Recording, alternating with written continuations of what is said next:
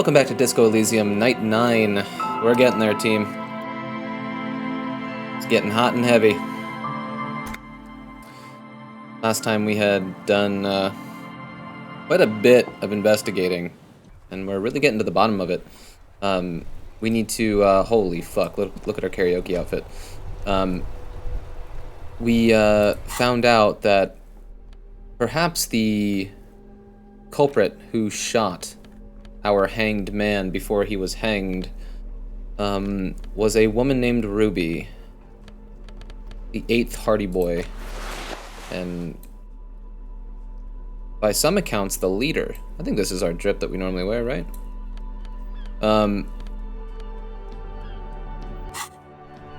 And the current story is, unless Claudia, our other main suspect, is lying, which she very well could be, there she is smoking a cigarette up at the top, the account is that she was in love with Claudia, much like every other character in this game, and much like myself, and she was envious of her relationship to Lely, the mercenary. So she shot him. Mid-coitus, nonetheless. Still a bunch of questions to be answered, though. There's a couple of holes that we still need to fill. But we had ended last session by kicking ass on the stage, singing some karaoke, singing a sad-ass song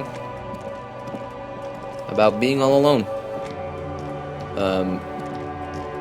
We also had Kim drive the body back to headquarters, crippled between the thighs of a page 3 girl, Dorine du Disco. I don't fucking know. So why don't we check our quest log, see what the heck we still gotta do. Man, look how manageable our quest log looks. Feels fucking good. Ask about Ruby in the village. We can do that now. I don't want to do too much of this without Kim. Let's see if we can do any of it. Where the shot came from. Okay, yeah, we are pretty confident. I think the figure was like 72% confident that the gun that killed the merc was fired from the rooftop just beyond the bedroom where the merc died. But, you know, there's still a chance that it could have come from a talented sniper much farther away, still with field of view. So we gotta investigate that stuff, see if there's any traces that could in fact be the case. Oh yeah, Claudia,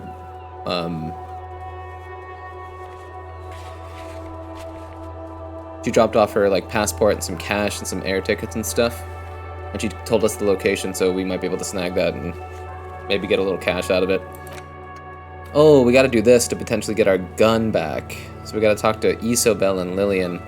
Have we met Isobel? That's not the old lady, right? But somebody mentioned Isobel, because I started singing Bjork, and somebody mentioned it. We have met Lillian, it's the girl we simp. Find the murder weapon, still don't know. Can or cannot do that. I remember them being like, fuck, it's dangerous to do so, but I don't fucking care. Why don't we go talk to Kuno, now that Kim's not here? Let's go talk to Kuno, right?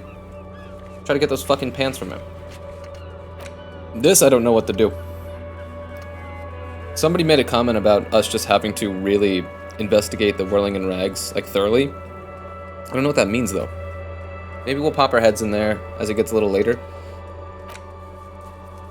Who fucking knows? Who knows? And looking for the... Okay, that's a double thing we can ask Kuno about. So let's, like, pick the little douchebag's brain.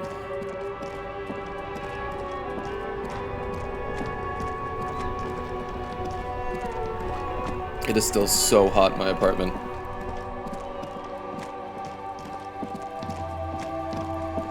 Nothing to do about it. Broski, been a minute. Kuno's like Kuno's dad? Kuno doesn't give a fuck about anything. I mean, we gotta make this. The fuck do you want with it? Good call, Pigmeister. Don't come and talk to Kuno about his kingdom. So what is this? Empathy? Let's put Kuno on... doesn't... Shut up, Kuno. Shut up. Let's put on an empathy outfit and try to make that. What do we think? Do we have an empathy outfit? There's one.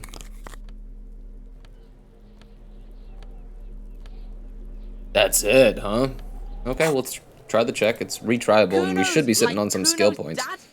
17% doesn't look good. He's on your crime scene, bossing you around. And he's been here for some time, too. This is where he hangs out. You have to get more out of him. He could be useful. He's not going to respond well to number one. Kuno's fucking Kuno, man. I was going to say some shit like that. Kuno, listen, I know this boundary pushing thing is new to you, but it's old news for us grown-ups. Not going to like the condescending shit either. No, he's not going to want to help the pigs either. Okay. Get your snout out of Kuno's ass. Kuno knows how hard Kuno pushes it. Kuno pushes it hard level. Okay. You should give up, Popo, or the Kun will keep fucking it out of you. You okay, Kuno? She looks worried. The Kun has her confused. That went wrong. He took it as a compliment. Then he had a minor seizure. Mm-hmm. Kuno doesn't... Shut up, dude. He's like annoying me. This day. Got 3 skill points. What, should we give this maybe 2 shots? Oh, we can only give it 2 shots. We only got 2 slots here.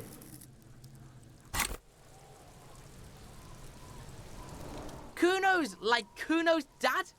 Kuno doesn't give a 28. fuck It's about possible, baby. anything. It's possible. Come on, probability. What's going on? He's an ungovernable youth on your crime scene. Rough. Throwing around incendiary language, trying to push your buttons. Like you don't have enough on your plate. You feel a sudden surge of self-pity coming on.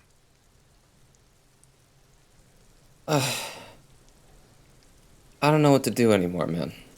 I'm just a busted old piece of meat. This case is all I have, and you're not helping. Take the pain, fucko! Take the bad! The child is not grinning. It looks more like a wolf baring its teeth. Smelling weakness. She loves it. You heard that, see? Porco wants to talk about how he can't hack this shit. Porco wants to move in with Kuno. Don't let him move in with us, Kuno! You have no idea what to say now. You're just going to have to try to change the subject. Kuno doesn't fucking care.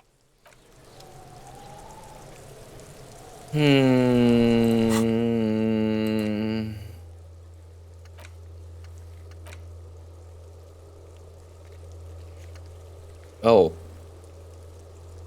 Maybe I'll do that real quick. Have I not done that? Kuno's like shitload pig. What's your question? Don't tell the pig shit, Kuno!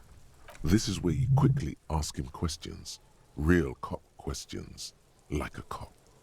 Because we are, in fact, a cop.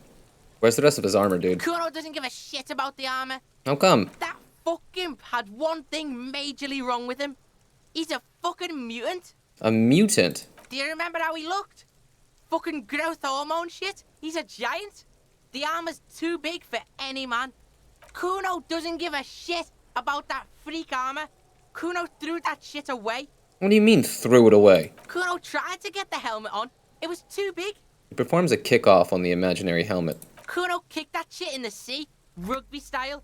That shit means nothing to Kuno. You threw it in the sea. Yeah, that shit means nothing to Kuno. He repeats. Kuno doesn't give a shit about material shit. Kuno's a fucking monk. You wanna fuck on someone about that armor? Go fuck the mustached union fuck. The jolly troubadour shit at the gate. What do you mean, troubadour? Yeah, cock and boot. You know Cock that and jolly boots, union nice. cow fucker came around talking about cows or some shit. Came around pretending like he cares about cows. He means Manana, the laid-back striker at the gates. Oh, you mean mañana? Yeah, he's the one you want to talk to. He's fucking crazy about that armor shit. We actually Coming got a in lead. Pretending like he likes cows. Trying to catch a peep at Kuno's armor. Curious, my liege. Why did Kuno feed you this information? And you're just telling me this out of the kindness of your heart, Kuno? Yeah, Kuno's doing charity today. Kuno Day. Kuno feels sorry for you, loser pig. Kuno's doing pity now. Still, seems suspicious. He may have it in for that guy. Or you may be paranoid. That is also a possibility, sire. We know who he was. Oh wait, are we talking about the body again? Not Manana? Do you know who he was? Kuno's fuck imp. Kuno uses the fuck imp for target practice. He's trying to hide the fact that he doesn't know. I meant who he was before he died. Kuno knows what you meant. Kuno's not a snitch. That's all. He shakes his head, Trying to clearly make offended. Kuno sing into the popo phone. The Popo phone. Man, he comes up with some cool shit. Do you know how it got up there? Probably climbed. Kuno was busy down the road when that shit went down. So you didn't see it happening. You heard Kuno. Kuno wasn't even in Martinez. Kuno wasn't in Revachol. Kuno wasn't regional. The city's too large for him to have left. But he wasn't here either. So where was he? Oh, okay. Where did you go then?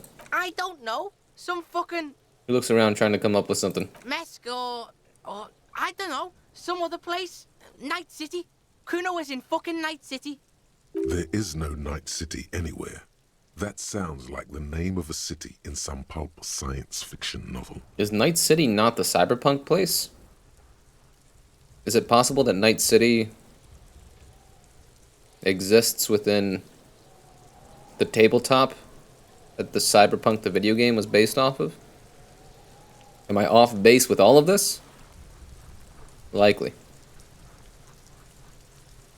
Where is Night City, Kuno dude? gives this info out on a need-to-know basis, and you don't need to know. Kuno Ew, didn't they actually smoke had the you. actor do it. That's what you meant. Fuck that. Thanks, Kuno. That's one name you can now cross off the list. You, seen anyone suspicious around? Just a lone pig trying to sugar talk some kids. That seems pretty fucking suspicious to Kuno. Yeah, you tell the faggoty Kuno. Man. It's just you getting away with a slur as far as I'm concerned. There are contusions all over his body. Did you do that? Fuck are you talking about? What is this contusion shit? He grabs his head like it's suddenly hurting. He says you're stupid, Kuno. I didn't say that at all, you little bitch. Fuck you, Kuno S.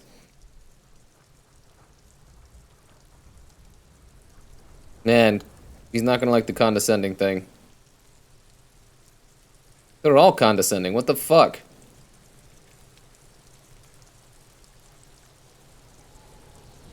A contusion is a bruise. I'm talking about the marks your stones left on the corpse. Oh, did Kuno make your shit sniffing harder? Obstruction of shit sniffing. You can do This no is right in Kuno's eyes. kingdom. Kuno fucking rules here. Alright, more on this later. Right now, let's talk about something You're else. testing Kuno's patience here. Fuck you, dude. Dude. Quit that shit. Why is it still orange? Fuck about it. Alright, You're dude. testing. Get lost. I have more questions about the crime scene. No, I guess I don't. Yeah, whatever. Kuno doesn't give a shit. Alright, should we try that one more time? Should we max out our, empathy? Why not, right? We're 3 experience points away from another skill point. Give it a shot. If it gets us some cool fucking pants, you know I'm in.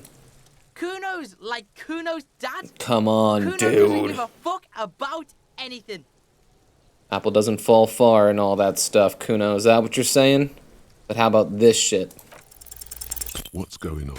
Is an ungovernable youth on your crime scene, throwing around incendiary language. That's it. Trying to push your Locked out, dude. like you don't have enough on your plate. Dude, I don't care. I don't... Smelling. You heard that? Don't let him move in with us, Kuno. Wait, is this new? You have no idea what to say. Kuno doesn't. Alright, dude. Alright. That's it. Locked out. Kuno's done with. Honestly, I'm not too upset about it. Okay. What else we got? We can go talk to Manana real quick if he's still around. It's not that late. There's no way these fucking dock workers are going to bed at fucking 8 p.m. That's the racist. Racist light, I'll say. Go get him. Go get him. Hola, wandering man. Bro, Kuno told me you were supposed to know about the armor. The little boy had the good on his promise His promise. to get me into trouble. to sick the pigs on me, pardon the choice of words, not mine. What happened? I was asked to look into that armor situation. Official Union probe, you know. Track it down, see who took it. Did you? At first I thought, why not? Maybe the pieces can feed the strike. Buy us a few more days under the sun, you know? So I went to this boy. He said he'll make me his prison bitch. He's got eyes everywhere, the cops in his pocket, and he's the king of Jamrock. Serves me right for doing menial footwork. I dropped that probe right then and there, and it still got me into trouble. One bad move is all it takes. So Kuno used us to what? Scare you? It's a minor nuisance. It's all good. He contemplates taking a swig from his flask. The probe into the armor. What'd you learn? I learned that people don't want to talk to a drunk Union man about some armor. Okay, anything else? Not much. Technical stuff mostly. That was the interesting part. What sort of technical stuff? I did some research into this armadura. Let's say I have friends at the library. I didn't Explains get with a into wry the smile. material science, just how it comes off. How then? In parts. 4 in total. The helmet was the first to go. The kid says he tore it off and kicked it into the sea. I believe him. The boots... well, it looks like you're wearing them. There I am. So, as I count, there are 2 parts missing. The gauntlets and the cuirass. This is where I left off. Too much hassle. More like a job for some militia. Hold up, 4 pieces? Helmet, cuirass, gauntlets, boots. What about the leggings? Oh, they're just gone. They don't exist anymore, if they ever did at all. Forget about them. I did. I'm ambitious. I'm gonna find all of it. All the pieces. And Mesqui's epic then, all across Martinez. Glances south I where the hope it canal would runs. be a real bonanza for you, especially getting those boots off you. You'd have an easier time wrestling the spurs off a boyadero than that. Thank you for your cooperation, sir. No problem. If you see that kid, thank him from Call Me Mañana. Thank him for showing me the way. He is sincerely grateful he is not tracking down pieces of armor right now. Alright, good talking to you. Gotta run. You look Saul, dude. down at the white ceramic sabatons hugging your arches and calves, surprised at how well they fit. Your movements cause tiny little clicks, like dice rolling somewhere far away, as the plates reorient to your motions. I will be responsible with this. This is just to protect me from harm, not to show off. The hardened, vitreous enamel, at once sleek and light, adds a glow to your cheeks and a spring to your step. Just imagine what a full suit of this stuff could do for you. You really do feel more confident. Invulnerability does that. Even partial invulnerability. Yeah. I want the full suit. It may be a while before you have all the pieces. In the meantime, you should analyze the armor. Figure out its vulnerabilities. Vulnerabilities? Remember, this is a highly specialized kinetic redistributor meant to stop bullets. Wear it. Observe its properties. See if there's a weakness in the design. For the day you have to fight someone covered in the same material. Ah, shit. Fairweather T500. 3 hours and 30 minutes. It really hurts to punch this armor. A sword wouldn't even leave it. A sword wouldn't leave even a scratch. A bullet would bounce right off. Still, there must be some flaw in it that would allow you to stand your ground against this dangerous enemy technology. You just have to figure out what it is. Possibly by beating yourself up while wearing it? Shooting yourself? Yeah, let's see. You.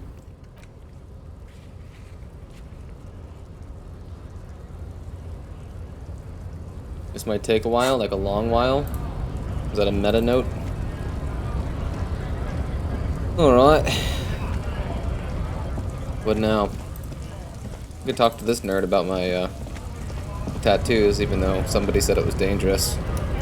So dangerous that, in fact, my boy's gonna save. Right to work! Right to work! Shame on you! Are you a mercenary hired by Wild Pines? Hell no. I'm just an honest scab. I won't have talk like that around here. You understand? Kinda sounds like Titus. I mean, it's the same actor? It just has to be said, that was not a convincing line. Hell no, I'm just an honest scab? That didn't sound too convincing.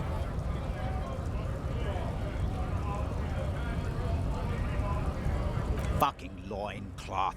He stares you down mutely for a second. Loincloth. Now you see, that's not really what a scab would say, is it? Better not to press the issue further, sire. He seems tense. Is there a tribunal being convened by any chance? Fucking bug. He breathes out slowly, his giant chest deflating and his mouth slightly open. You hear a tiny rattle, a small radio, Ooh. cracking something. Ooh, challenging success. I'm going to interpret that as a yes. There's a tribunal, and it won't be long until it's ready. Ah, How shit. about fuck off now, huh? Okay, The okay. man's breathing steadies, but his eyes are still narrow. Slowly, he's trying to get his right-to-work dance back on. I think you may be able to help me decipher some tattoos. Don't think so. They were on the body of the man who was hanged behind the cafeteria there. Silence. He takes the photo. Grey eyes dart back and forth on the glossy surface. His face is unmoving, hard as a stone. But beneath it, you see dead flesh in colorful rivers of polychrome, melting skin and hair. Fucking loincloths. Really did him in. Loincloths? Yeah. Can you tell me what the tattoo means? What it means. He points to one tiny star in the web of lines, away from the man's heart, almost on his stomach. I can tell you what this one means. Only one. He squints at it, it's so small. You want to hear what happened here? Yeah. Our colonel is deep in the bush here. Deep in the fucking bush. In Benital, 41. Monsoon season. He's on a reconnaissance mission. Benital is one of the inhabited islands of the Seminese archipelago near the Pale.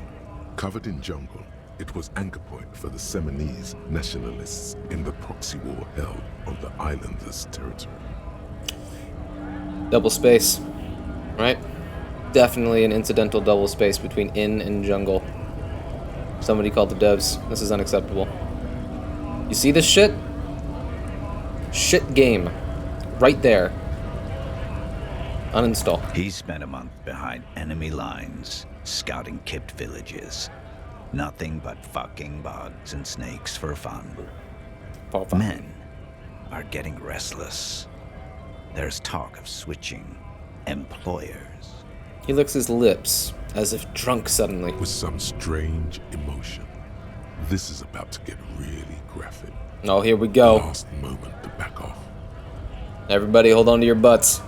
Our boy, he's only a captain then, but he knows how these men think. If they don't see action soon. His voice gets strangely quiet, a long, long way from right to work. His gaze pierces the paper. Man, I can see this scene playing out in my head, surrounded by people, and we're just having this strange, tense, quiet conversation amidst it all. It's cool. At dawn, he comes upon two Manana's kids like looking over top and breeding in like the eyeing it bushes up. by the river. Or maybe they weren't breeding.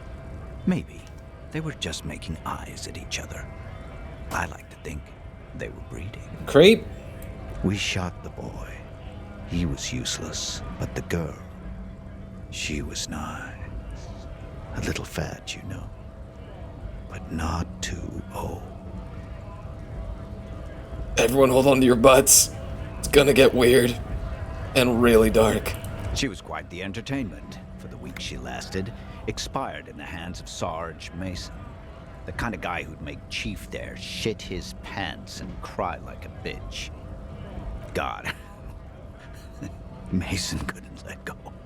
Cut the tits off her cold body and fucking ate them. The actor even felt uncomfortable saying that. You could tell. Said primitive spirits were watching over him now. Drowned in a creek a week later. Spirits my ass. Something stirs in your stomach. You were there? No. I was in the domain. In Jamrock. Being a bouncer. You're not really a scab leader, are you? Fucking mask is getting sweaty. I want to take my mask off. But The entire world can relate right now, my friend. I don't need this anymore, right? I don't need this anymore.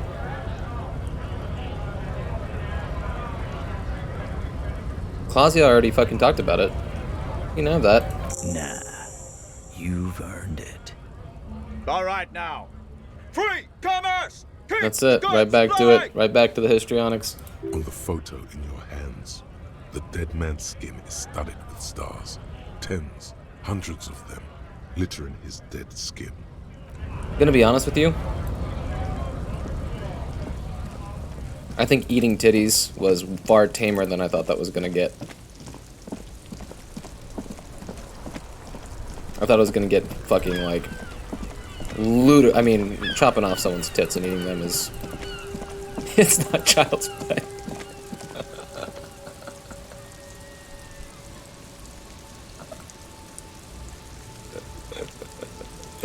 That's not Sesame Street shit, I guess. But I thought this game was gonna get nuts with it. Like, really, really nuts. Like, oh, like, stop. I need to turn this game off, uninstall. But eating some titties? Okay. What the fuck should we do now?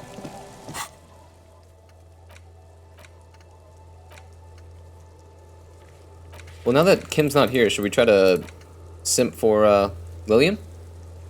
Because I remember he was kind of like cramping my vibe. I got like a minus on a mod for it. What is this? There's a boat tucked away underneath the tarpaulin cover.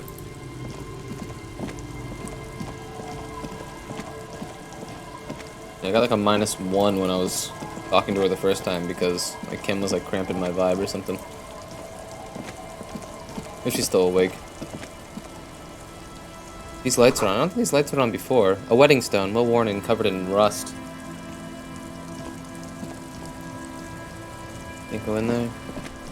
Old lady still. Sadaram, ram. She was singing before. This is my new fucking lodging. Oh, here she is. Baby girl, my house is right fucking here, dude. Lucky for both of us. Hi, the sea's gonna calm down soon. I can feel it. The wind is turning Oh, southeast. okay. We're not gonna swoon What's her in your yet, mind, then. officer? I'm looking for someone. Maybe you can help. Let's see. Who are you looking for? I'm looking for a suspect who might have stayed in this neighborhood Okay. When did this person stay here? very recently, over the past few days. He might have arrived on Friday. Oh. I've been out on the sea for most of the past week. The weather's been good for fishing, so I usually start at 4 in the morning. Oh, really? Yes, that's the optimal time. Got to make the most of the calm. I've been sleeping like a corpse after. The sea really takes its toll. Now I'm just waiting for the wind to settle to get out there again.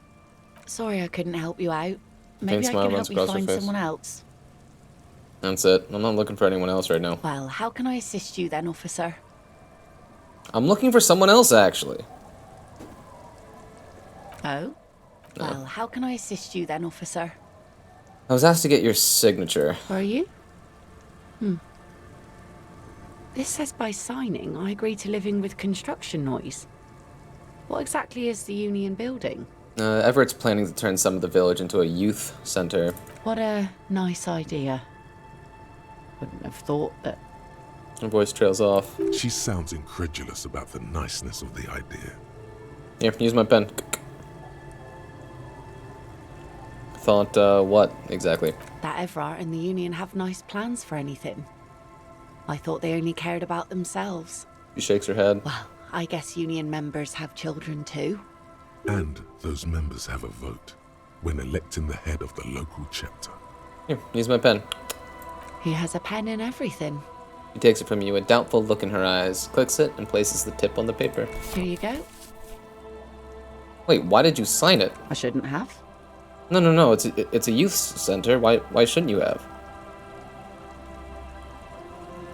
This isn't gonna get back to Everard, but I am curious. I mean, it's Everard, so it's probably a mistake. Probably, but it She is a youth smiles. centre and I have children. Got to give them something else to do. They're cute and small now, but they're growing up fast. I had my first drink when I was 11 because I was so bored. It's pretty young. Anyhow, you also need Isabel's signature. It's a bad idea. She won't sign. You'll find she's a tougher nut to crack than me. Who's Isabel, dude? Who is it? Sound logic. Division of labor. She leaves the skepticism to the skeptic. That's my motor carriage in the sea, by the way. Oh. That's good to know, I guess. Why is it in the sea?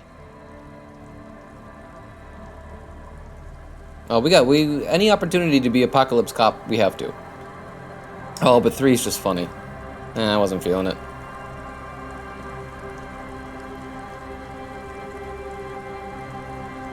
It is a sign of the carnage to come, the great culling. Quite the sign. An She just eyesore completely too. ignored. Okay. Situation calls for a funeral, if you ask me.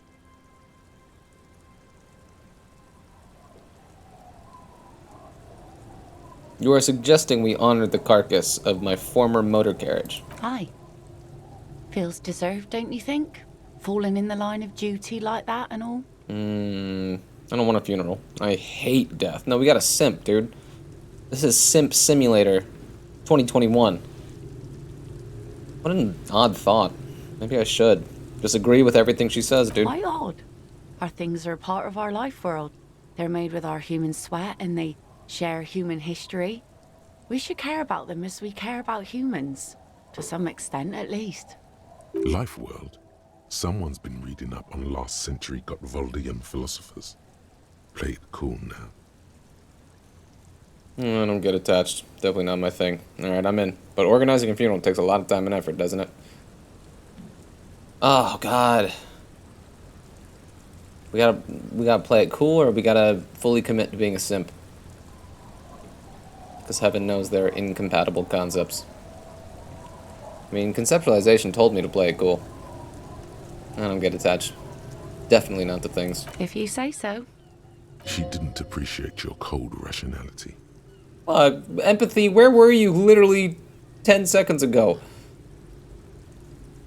We try again. Oh. That's good to know. Oh, I can guess. try other things. Why is it in the sea? Wait. I don't like that you just kind of like take back time. This is like Life is Strange Season 1 stuff. Just try again. I wasn't feeling it. Wasn't feeling it. That calls for a funeral, if you ask me. No, that's senseless sentimentality. Inanimate objects don't have souls. You never know, officer. Some things might have a soul. But I get it. Rational you don't guy get like you probably attached, has dude. a lot on his plate anyway. Dude, So what can I do for you? who led me astray? Who was it? Conceptualization? I should have simped, dude. I should have fucking simped. It solves everything. Autosave, they're like, can't take that back. Okay, so we gotta explore the shore, I suppose. Who the fuck is this? What are you on? The cranks? Yeah, who cares? Of course they do. The ladder leads to a school of fish swimming in the kelp. This I'll Isabel. just keep the Cordeleche in the channel, if that's okay. It's too shallow near the pier. The fuck are you doing here? Aye, ma'am. And it's a jetty, by the way. Of course. Jetty. I prefer a good jetty to a pier any day. Jetty. That was unlike Joyce. Just say jetty. You hut? Something about the way she says it makes you want to sing. Yeah, amen to that. Jetty. Oh, jetty. Is this a thing? It's good to see you here, Detective. I only just arrived myself. I need your help with something right away, no time to talk. No, I want to talk to her. What brings you here? Nothing, really. I've had my eye on this jetty for weeks now, so I decided to investigate it personally. This cluster of buildings isn't on any of the official maps, as far as I can tell. That. And she's also keeping an eye on you. Hey, you been spying on me? Spying has such a negative connotation. I did track your progress along the coast, however, and decided I would be better able to assist you from here. Then there's the matter of Interesting. that little scamp in old lady clothes. She threatened to paint the Cordeleche red. Whom? Like blood, you see. Well, I like it the way it is. White. So how do you like it here? How do I like it? Oh, okay. She casts her gaze towards the village, slush melting on the cinder blocks, construction work left half-finished 10 years ago. Water drips down eaves of Eternite. The jetty below her feet creaks to the tune. The smell of salt and dog shit in the background. It's pornographically poor. I said the same street has thing. no name. All the men are dead or missing. And is that the carcass of a motor carriage over there? She squints her eyes. I'm surprised that woman hasn't put me to the sword yet. Maybe she will. You should ask your questions while you can. Dark eyes survey the coast leading up to Martinez. Dull grey metal rests in her scabbard. A sword. The wind is too loud for her to hear. That's hot, though. All right. Politics time. Let's react. Damn. They really just let you lean into the misogyny. I feel like we haven't been misogynistic in, like, 6 episodes or something.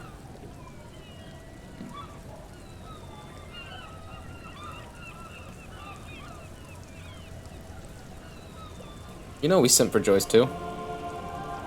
You know we do. You're in no danger. The working class have no idea what's happening to them. That they don't. She leans against the railing, looking up at the grey sky. Have I told you how they discovered this place? The wind picks up, her raincoat flaps in the gust. This...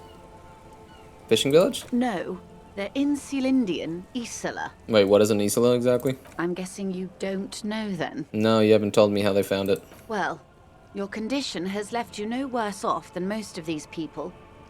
The literacy rate is around 45% west of the river. 50 years of occupation have left these people in an oblivion of poverty. Oblivion, that's so me. 45%. It's around where I operate. Things are getting better, though. I knew you would sympathize. Most Revacholians will never know what this place means. Our home. This island of matter. Or why they were ferried over in the first place.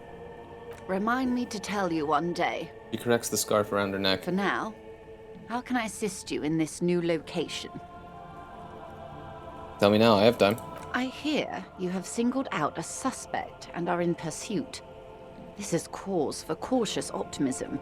I would not want to delay you. Maybe there is something else I can assist you with while you're hot in pursuit?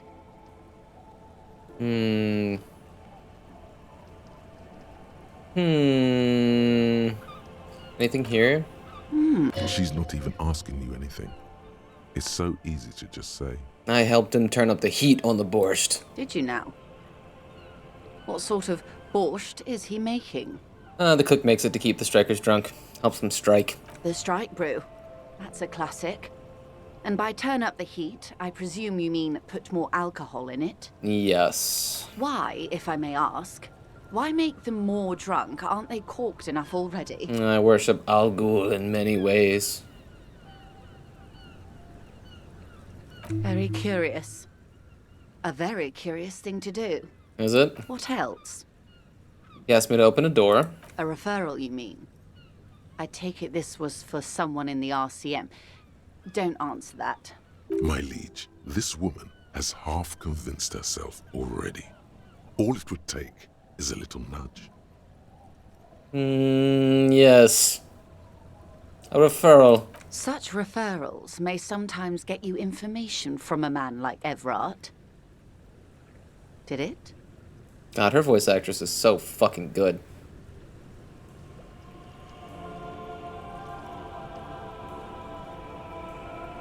I, as a player, have lost track of the lie. What are we doing here? Everett says the Wild Pine sent mercenaries after the Union and now one's dead. Not true. Misinformation. This is all because we haven't shared information on the lynching yet. See?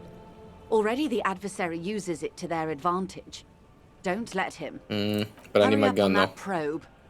The moment you tell me you're finished at the traffic jam, I will gladly tell you the company's side of the story. She must really want you to look into the drugs. Does that mean I have to Otherwise find she'll Ruby tell you. first? I kind of forgot about that She Terminal was B shit. worried for a moment that she's overplayed her hand by not sharing info sooner. Then she settles down, curious to hear more.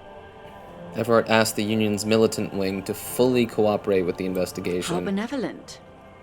Hopefully they'll help you sort this whole business out, if they haven't already.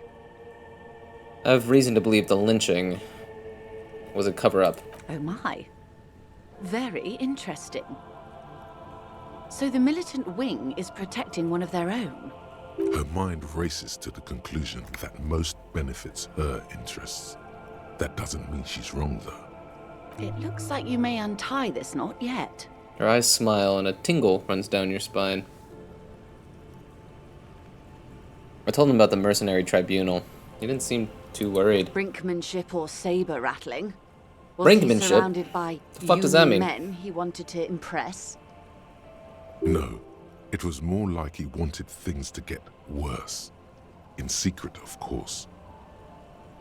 I wasn't trying to impress anyone. I think he wants to escalate. Or he wants you and me to believe he wants to go to war. That too. Of course, brinkmanship takes showmanship.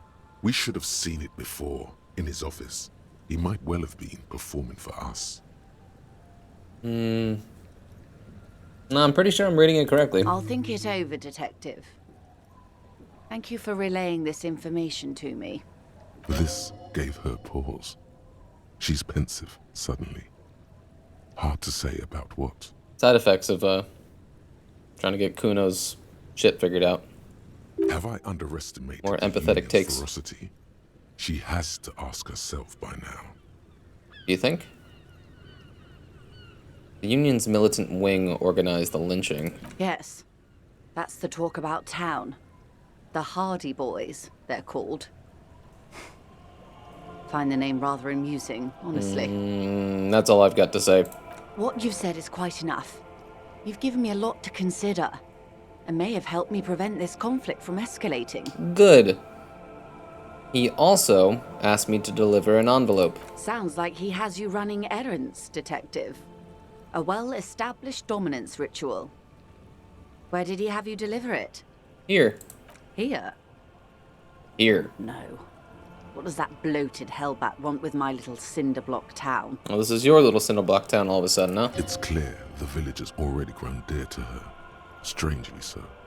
Why did she come? No, don't tell me.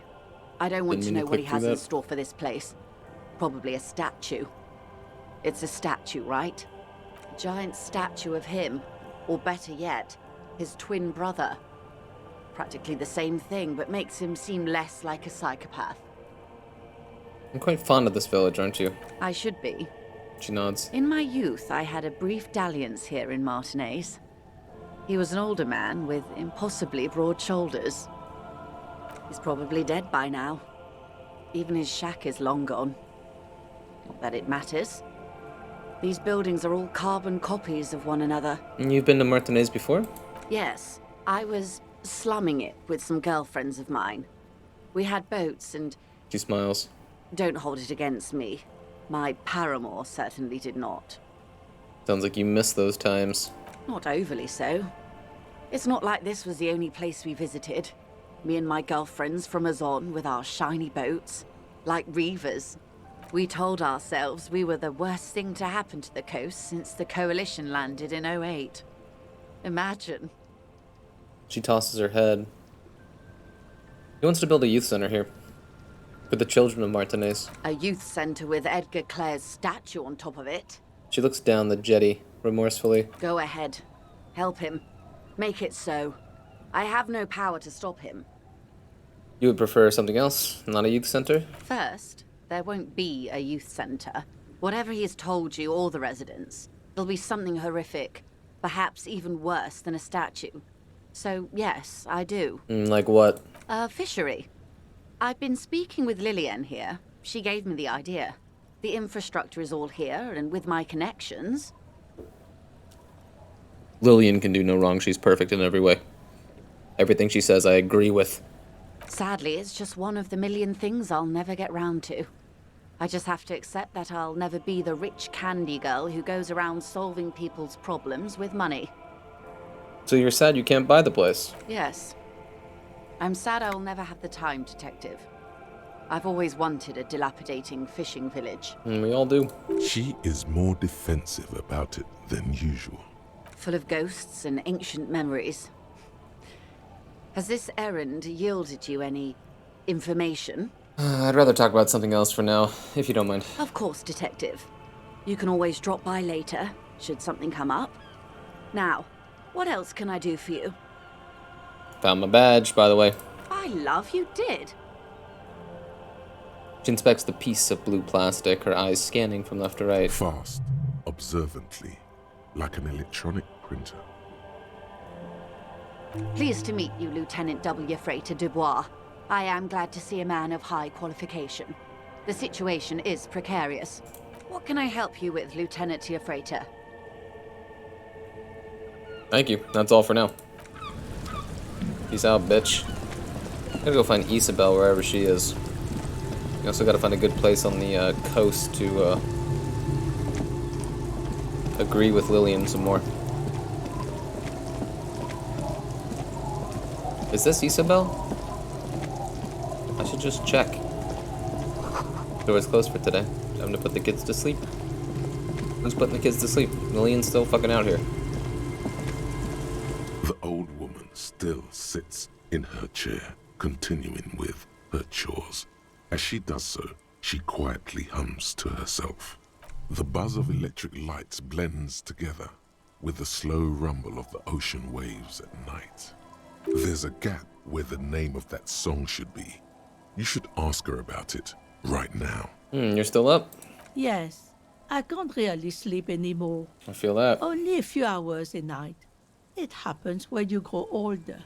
She sloshes the water in the bucket around for a bit. My suggestion is, don't grow any older than you already are. That's old enough. What's troubling your mind? Have you seen a red-haired woman named Ruby around the coast? Nay, I haven't seen anyone lately. Oh yeah, kind of something pretty insensitive to say with somebody with approaching blindness. Because she's blind, which you seem to have forgotten. Oh, because you're blind, right? It's a sharp one. She says to herself and runs her hand across the washboard. She's being evasive. She knows something. This is like when the man locked himself in the woodshed. We just need to help her come out. No, it's not like that, man. With him, we called you. Right now, you just arrived by yourself, like a raven plucking at the window glass. I see. You know something, but you've decided not to tell us. There's not much to tell. People come and go. Now, was there something else? You should look around your shack. Maybe she's rented it out to others too. Interesting thought. Let's butter her up a little bit. What is the song you're humming? A lullaby my mother used to sing. I sang it to my kids too. It's an old Samaran children's song. What's it called? Surrender to the night. She replies, slowly rocking back and forth. That's kind of grim for a children's song, even if it is a lullaby. That's weird. I don't like it. Like I said, it's an old children's song. You don't have to like it. Okay, here's the deal, lady. I was asked to get your signature. Eh? What's this about? Come now. Dude, she's blind. I am lying to her. Tell me what it says. I am lying to her. I am lying to her.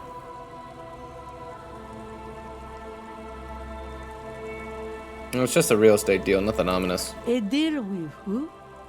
It's the Deborder Union, isn't it? Is she pro-union or... no, it's someone else altogether. I don't believe that. Police showing up here, collecting signatures. This had Union written all over it. Damn it. She caught us in the lie, yo. Thought so. So what do the Clare brothers want this time? Fuck, they should let me lie through... She's blind. She's blind. I can so easily take advantage of her here, and the game's not letting me. Uninstall. Everett wants to turn part of the village into a little youth center. Huh. I might be half blind, but it looks like part of the village is gonna be a street. The best part.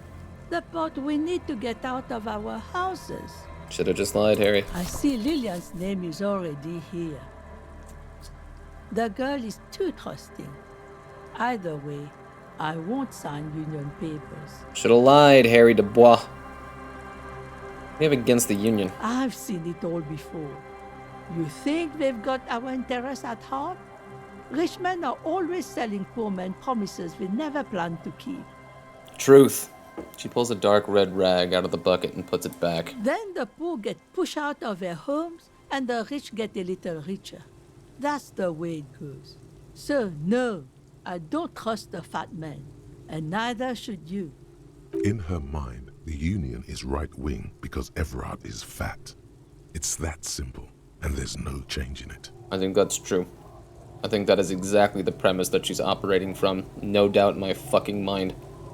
She is headstrong, but there's a slight hesitation in there. You may be able to convince her. Suggestion. Let's get on our suggestion clothes, baby.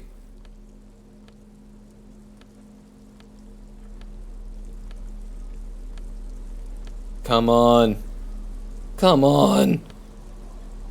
And it's one suggestion. Fuck. Fuck.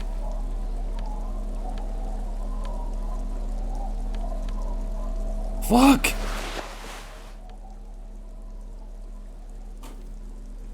God damn it. Okay, we've been pretty fucking cold on, get into her shack somehow? Heck yeah, dude. We're a rogue at heart. Alright, let's give this a shot. Our tenant, the policeman. I hope the waves don't keep you up at night. What can I help you with? It's really in her best interest to listen to you. You know how the world works.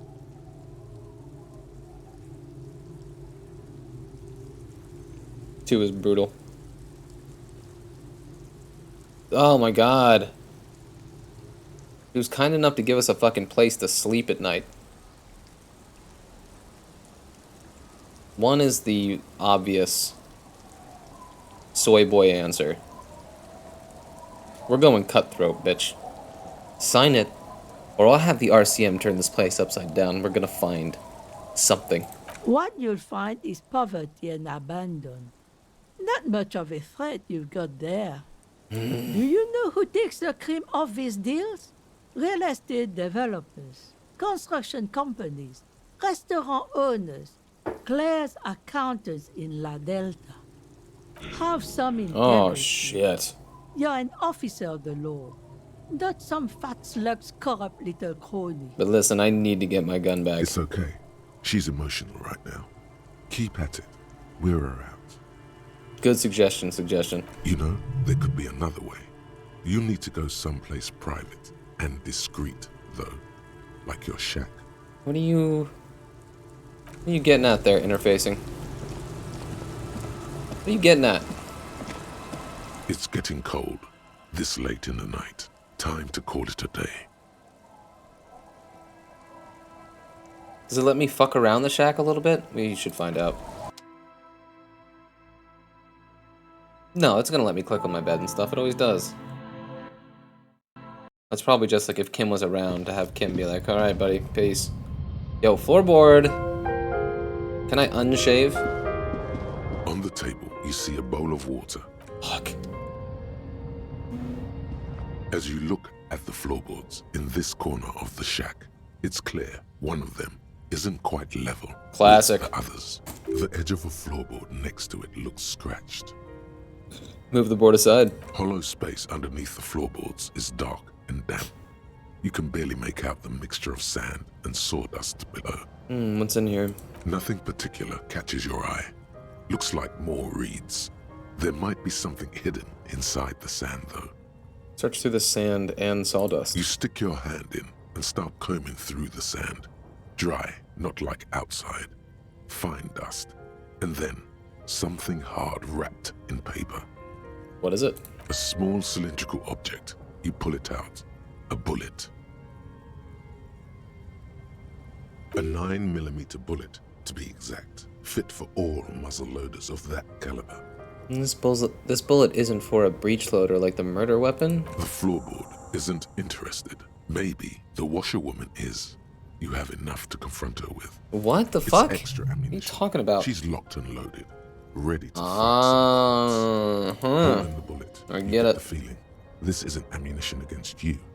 is for herself. Dark as fuck, homie. Okay, we got 2 skill points to play with.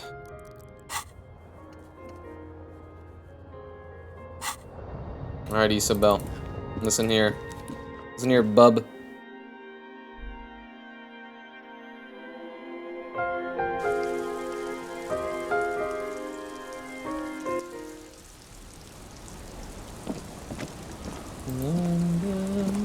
Our tenant, the policeman. I hope the waves don't keep you up at night.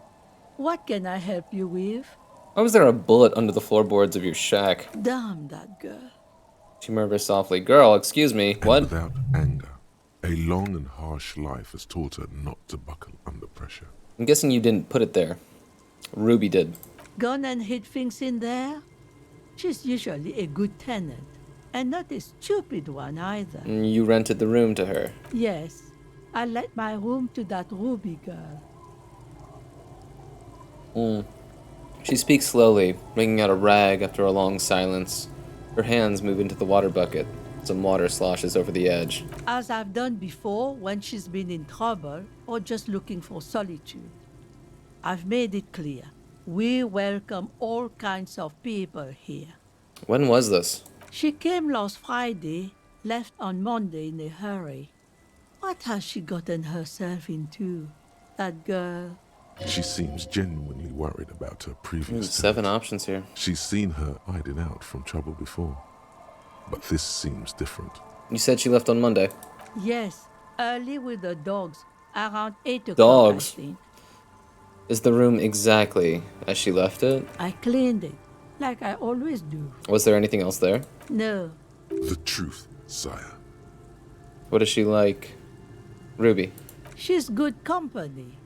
Knows how to talk to an old woman. At my age, you don't get a lot of quality conversation. So I really appreciate that about her. Did she talk to you much this time? No, she was mostly silent this time. Kept to herself. What do you mean? She tried not to let it show, but I could tell she hadn't come to fish. Usually she likes to cast a few lines, but this time she mostly stayed in her room. Why do you think she left the bullet there? How would I know? She's a gruff one, but not violent. She doesn't go around X to toting a doubt. gun. Looks back towards her shack, thinking. You could ask her about your hunch, that it was a desperate measure. See if she thinks Ruby fits the bill. I have a possible explanation in my mind. Aye. Do tell. It's an exit plan. Exit from what? Her life. No, she's a fighter. She really believes that. Heard she was a heavy drinker with anger issues. You ever witnessed that kind of behavior? Nothing of the sort. Sure, she was no stranger to the bottle. She fit in that way. But I only knew her to have a beer on the beach while watching the sunset. She isn't what you call a drunk. Even offered me some from time to time. Said it was part of the communal life. But I never saw her lose control of herself the way some people do.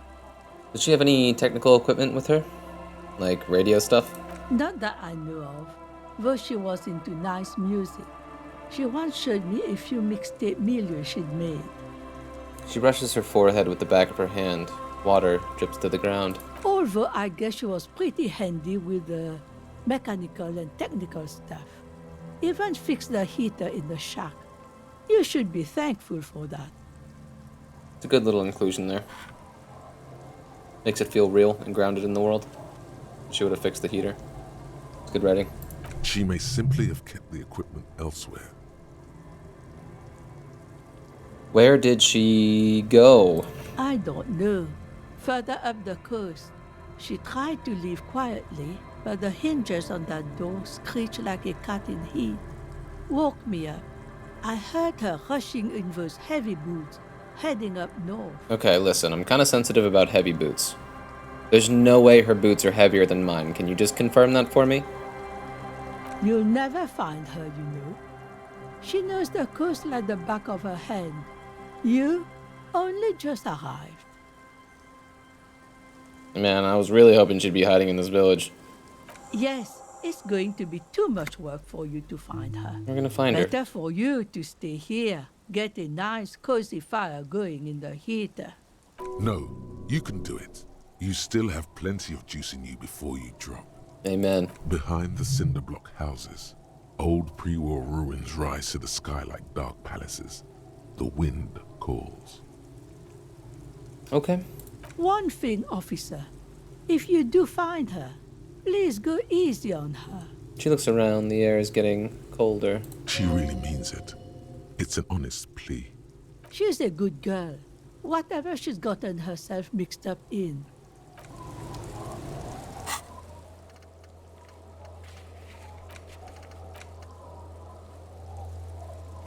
Okay.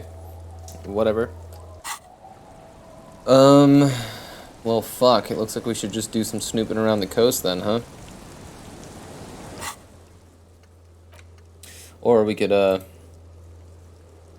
let's try this suggestion one more time. What is it? It is suggestion, okay. Try it one more time. Why the fuck not?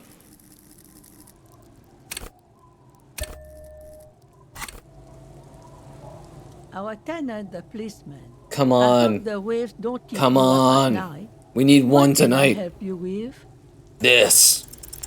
Like Fuck. ocean waves shaping the coastline. You Fuck. wear it down, pebble by pebble. Just be persistent. Perhaps some financial compensation would change your mind. Cops bribing citizens. Doesn't it usually go the other way around? She doesn't wait for your reply. Save your breath, officer. This deal isn't going Fuck, then we're not gonna get our gun. Now, if you'll excuse me, I've got this whole bucket full of rags to finish. That's my job.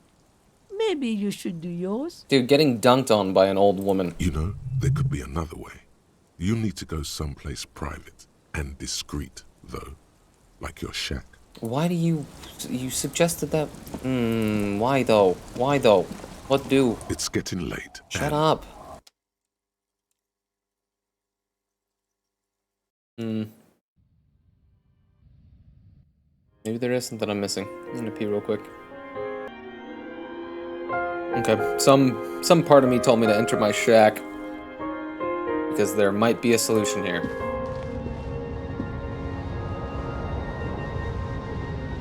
Nothing interactable. An old mirror hangs on the wall. You see your reflection in it. This will be just like, do I want to go to bed, right? The bed is comforting, if a bit run down. Not yet, dude. I already know that this floorboard is fucked. Okay, let's keep fucking around, huh?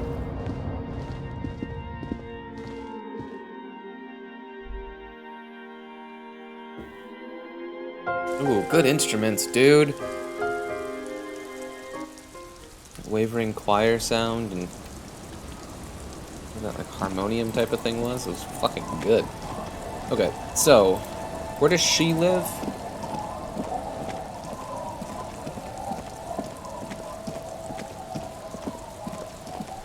The drunks are still at it. What, dude? What? A drop in temperature, an Oh, easy shit. flow there. An empty street. Before you, a thoroughfare unjammed with lorries. No more drivers smoking on hitch steps. Just silence. What did the smoke smell like? Chemically sweetened. Across the road, a forgotten bus stop.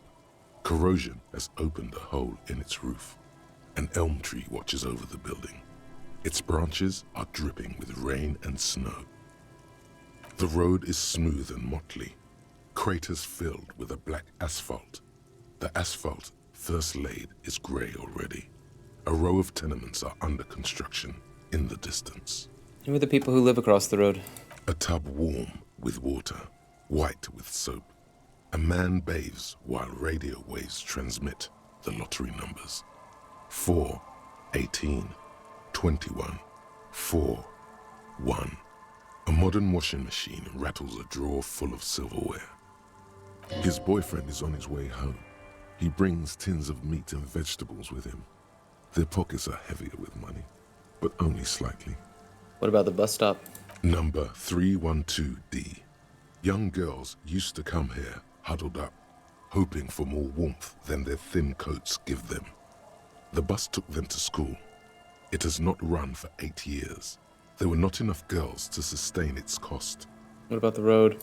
Craters pocked the surface. Children played in them until heavy Dude, trucks this is making full me of black sad. ash rolled in. The landowners have filled the craters with money. It is a vital artery of the flow of trade. There's one bump on the road. A dead dog lies flat about 200 paces away, right at the turn. A dead dog? Tragedy comes from the wheels of a fast RCM vehicle hurrying to work. The cold washes over you. The sound of the sea has grown distant.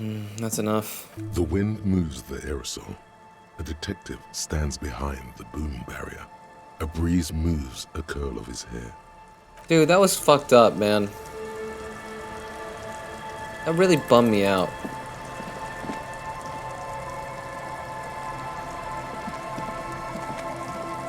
Made me, like, depressively nostalgic for an experience I didn't even have, or a time I don't have much understanding of. So well written, dude. This game is so well written.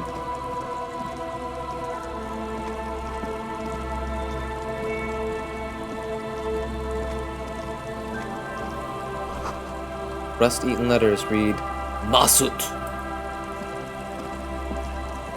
So what, maybe we'll just do a little bit more exploring, and then we'll hit the sack, and have Kim join us again. The rear tire of a motor carriage adorns these reeds.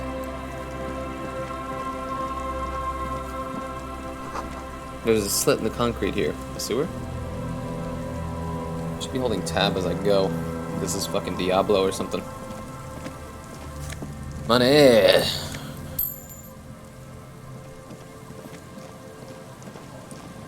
The shadow kind of looks like Pikachu, right? This looks like Pikachu riding Goku's Nimbus. You see it. You all fucking see it. That is Pikachu riding Nimbus. I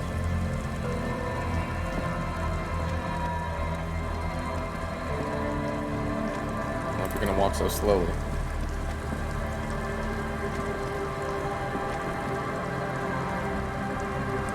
Looking back at you from the rust-colored water. You.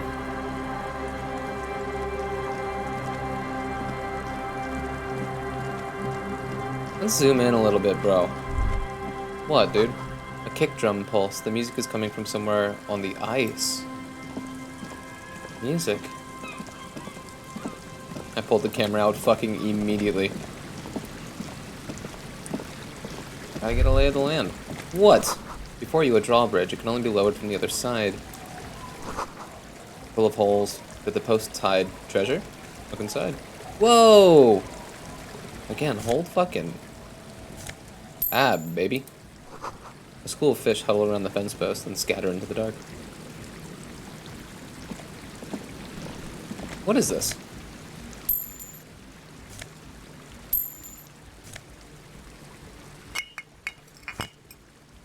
Why is there just shit in everything?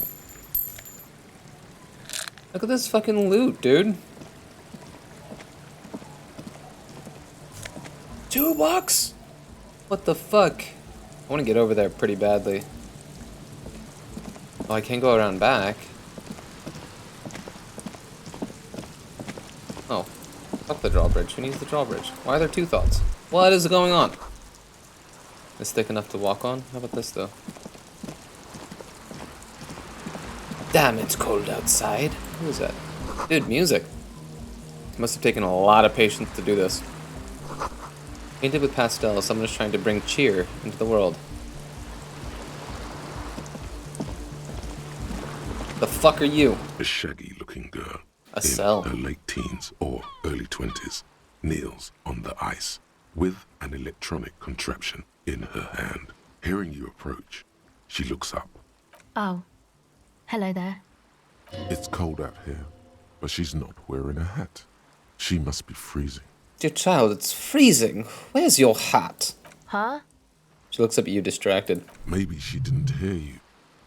A little louder. I said you should have a hat on. So should you. Come to think of it, I should. Where would I get one around here?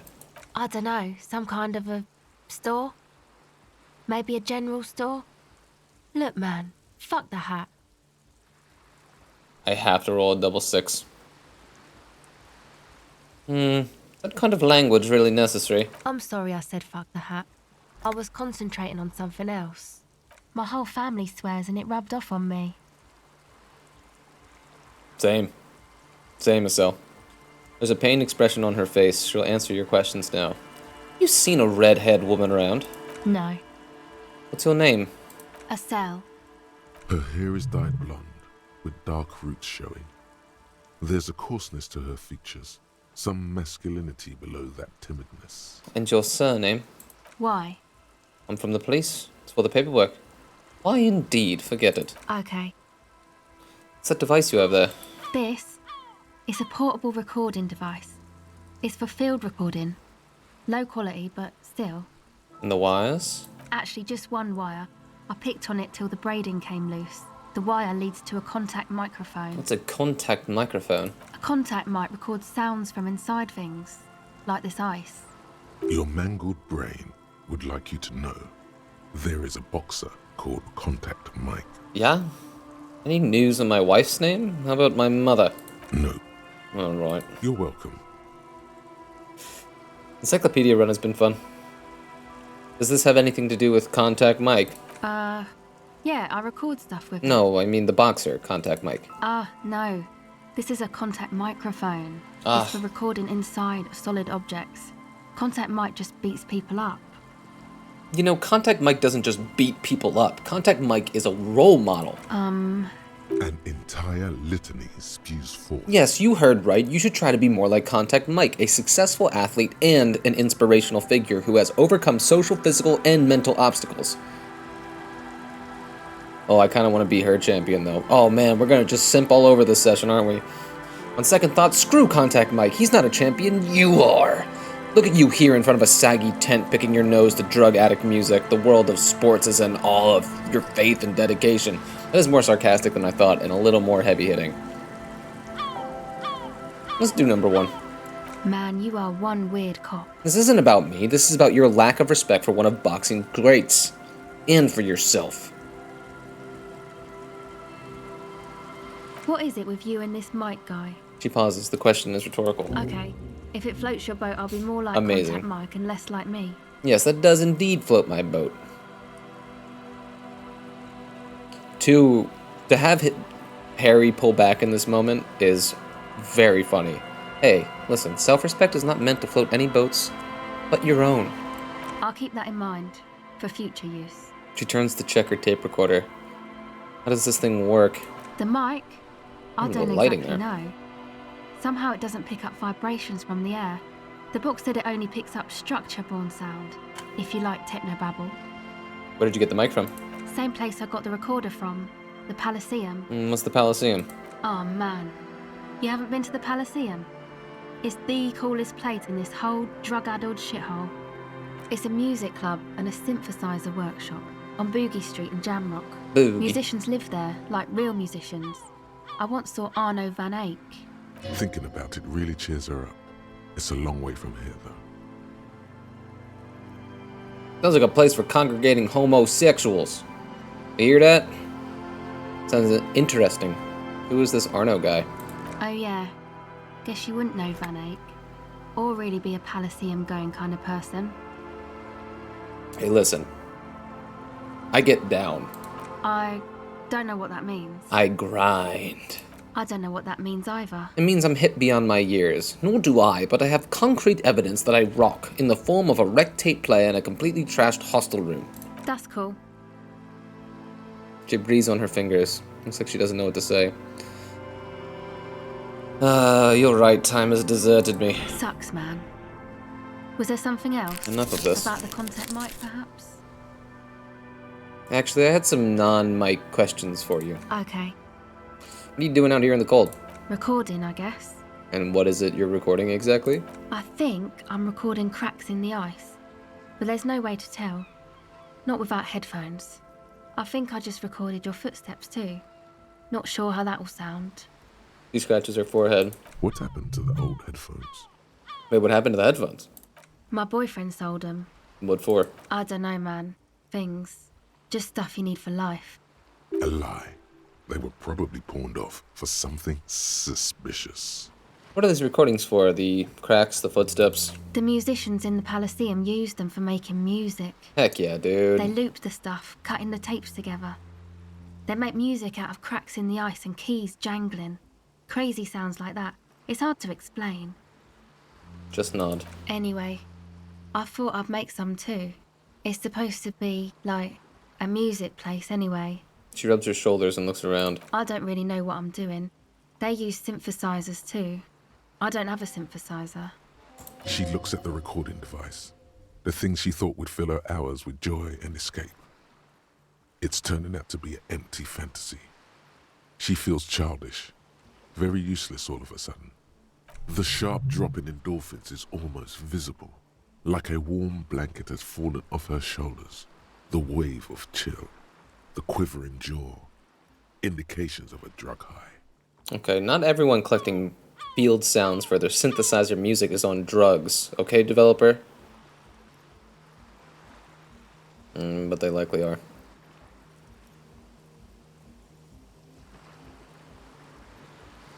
Do I lose my death coat if I give it to her? Let's keep simping. Want my jacket? No, man, fuck that. I'm sorry I said that. I'm sorry about the fuck. She's shivering a bit. Now this is where a hat would come in handy. Yeah, maybe you were right about the hat. What did I say? But you said it's supposed to be a music place. What is? That? The boys think it could be a place, like the Palaceum or something. Stupid. It's really She pauses. not going to be a Palaceum, that's for sure. And who are these boys? The boys? Yeah. Andre and the guys, they're inside, in the tent. And why is that? Why are you freezing out here while the boys are inside? They got too much stuff crammed in there. No room. Stuff like what? Music stuff, mostly. Like this tape recorder, but bigger. And there's piles of it. You mean like those headphones your boyfriend sold? Yep. They were pretty. I'm sorry we sold those. Why not just leave some of it outside so you don't have to freeze? That stuff is more expensive than I am. More Don't say expensive that, than any Estelle. of us, really. Doesn't matter. I can take the cold. Okay, we'll add some other questions. Go ahead.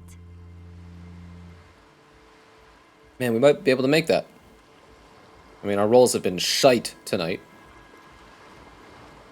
We're due for a W. Tell me more about this music place you've been planning in the church.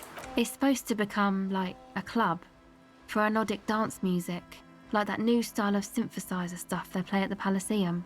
Hope we get to hear some of it. Except that, yeah. She looks at the old wooden church up on the poles.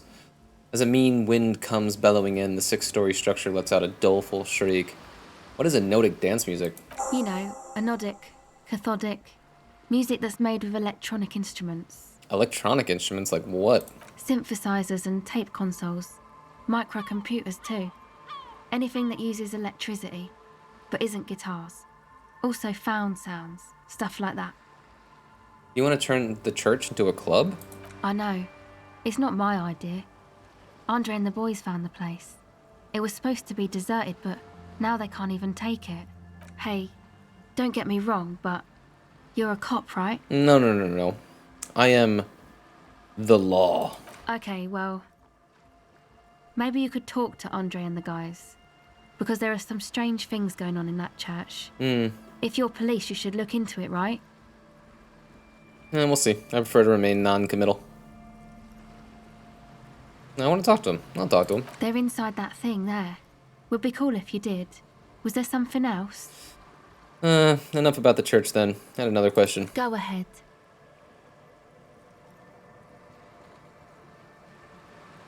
+2, more like contact Mike now. That is awesome. The tape recorder lies on the ice like a discarded toy. Pick it up. I'll be ready for the first dubs of the night. The device is cold to the touch. An angular Omicron logo adorns the yellow plastic cover. Underneath you see a tape rolling. you put the device back on the ice. Oh, God. Actually, that's it for now. Okay, bye. She turns her attention back to the recording device. Tonight's fucked, team. It's fucked. We finished another thing? What did we finish? What did we finish? What did we finish? We did a lot, huh? Oh, whatever. Enough. Litany of Contact Mike. 15 minutes to think this one up. It's time once again to return to the 20 things you like to say about Contact Mike, the boxer who is apparently a paragon of open competition. It really doesn't get any better than this. Any better. Both inside and outside the ring. Stop. Point at someone. Someone in the distance. Point your finger at him. He will point his finger back at you, vaulting in an impassable gulf of finance and privilege to... What the fuck is going on there? What, I feel like none of these... I think the little electricity bit that flows through them is confusing to me. Because it makes me feel like only a select number of them are engaged at a time. I don't know, whatever. Let's go talk to Andre and whatever.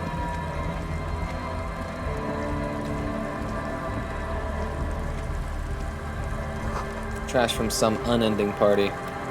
Cool, dude. The pole screwed into the ice keeps the tent erect. More tribalistic markings. This post is covered in little humanoids. Let me put this down, maybe. A pane of Eternite has been planted into the snow. 2 poles are holding it up. Barely holding it up. It could fall over any minute. A stronger gust of wind might... The pane falls into the icy snow with a soft thunk. Problem solved.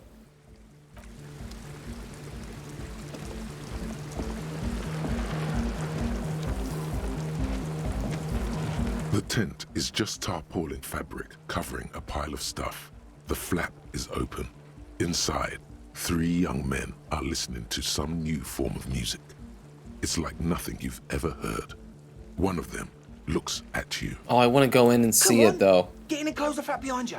Nice. The warm stuff's getting out. Squeeze in. Heck yeah, dude. Anticipate this to be good.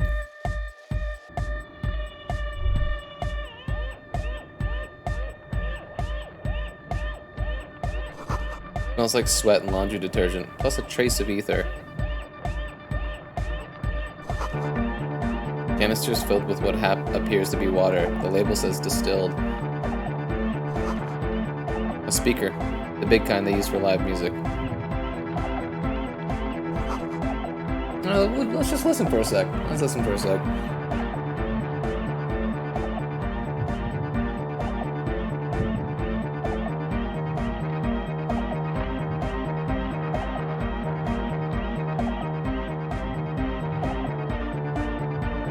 Oh.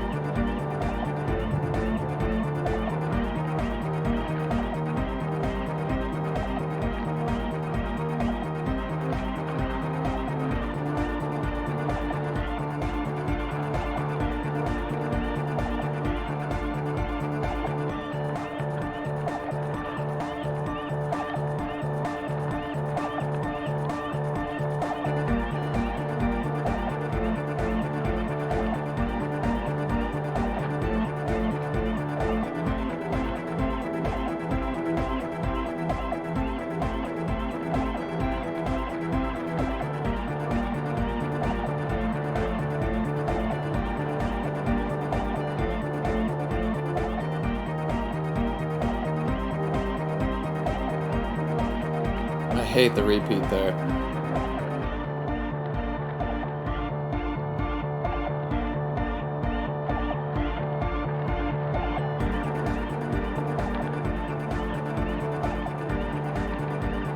It's okay. I mean, honestly, I was kind of possessed by it there for a moment. I don't think it's in the composition itself. I think it's actually within the textures of the sounds. They're nice textures. It's a good, like, super fake E-kit. And obviously, like, with the 4 on the floor, it's supposed to possess you in a trance. Yeah, major chords when major chords shouldn't be happening. Yeah, just the sound of the instruments, they're a little dissonant.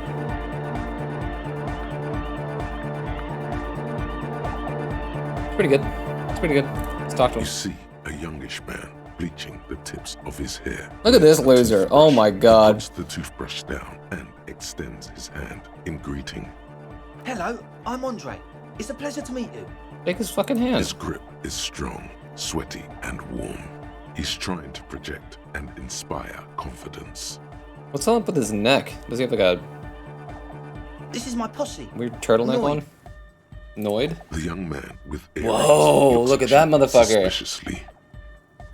That is a suspicious glare, for sure. An egghead. An egghead. Egg! Fuck yeah, dude. Look at this, homie.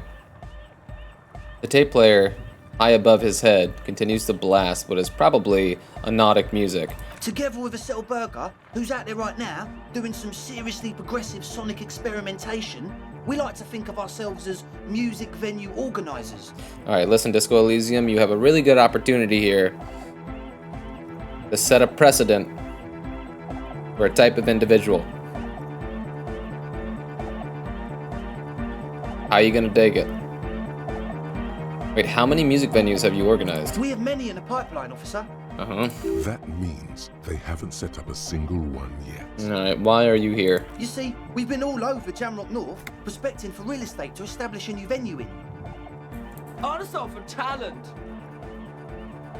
Yeah, thank you, Egghead. And while there is no shortage of raw, unfettered talent spinning tapes in Jamrock, we've had rotten luck with the real estate part. Place is a shithole. I apologise for my friend Noid's potty mouth. I realise this is not how you speak to a police officer. He has authority issues.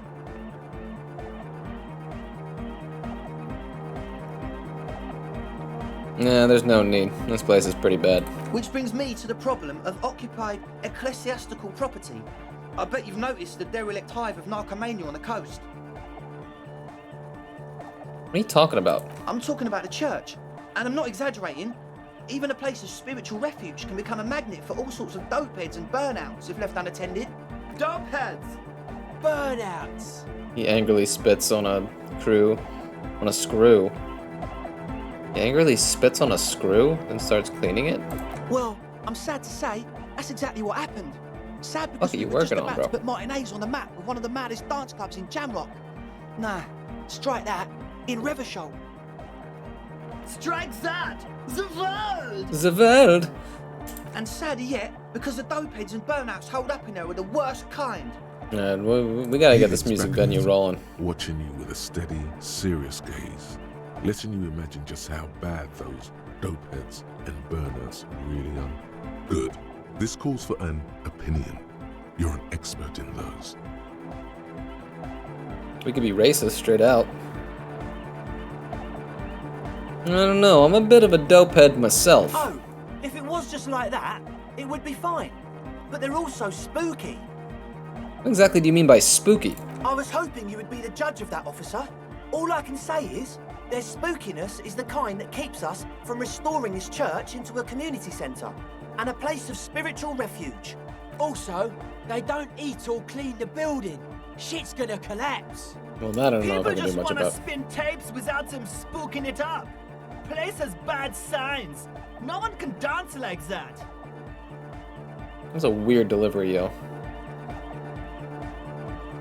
Thank you, Egghead. So you're gonna look into it, right? It should be a police matter. Getting them out. Whatever spooky stuff they're doing, I'm sure it's not what the Ecclesiastes meant their property for.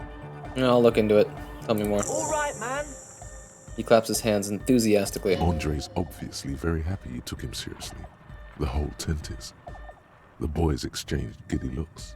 What's the status of the church? I haven't gotten inside the building yet. I asked Noid to install a measure against more drifters wandering in.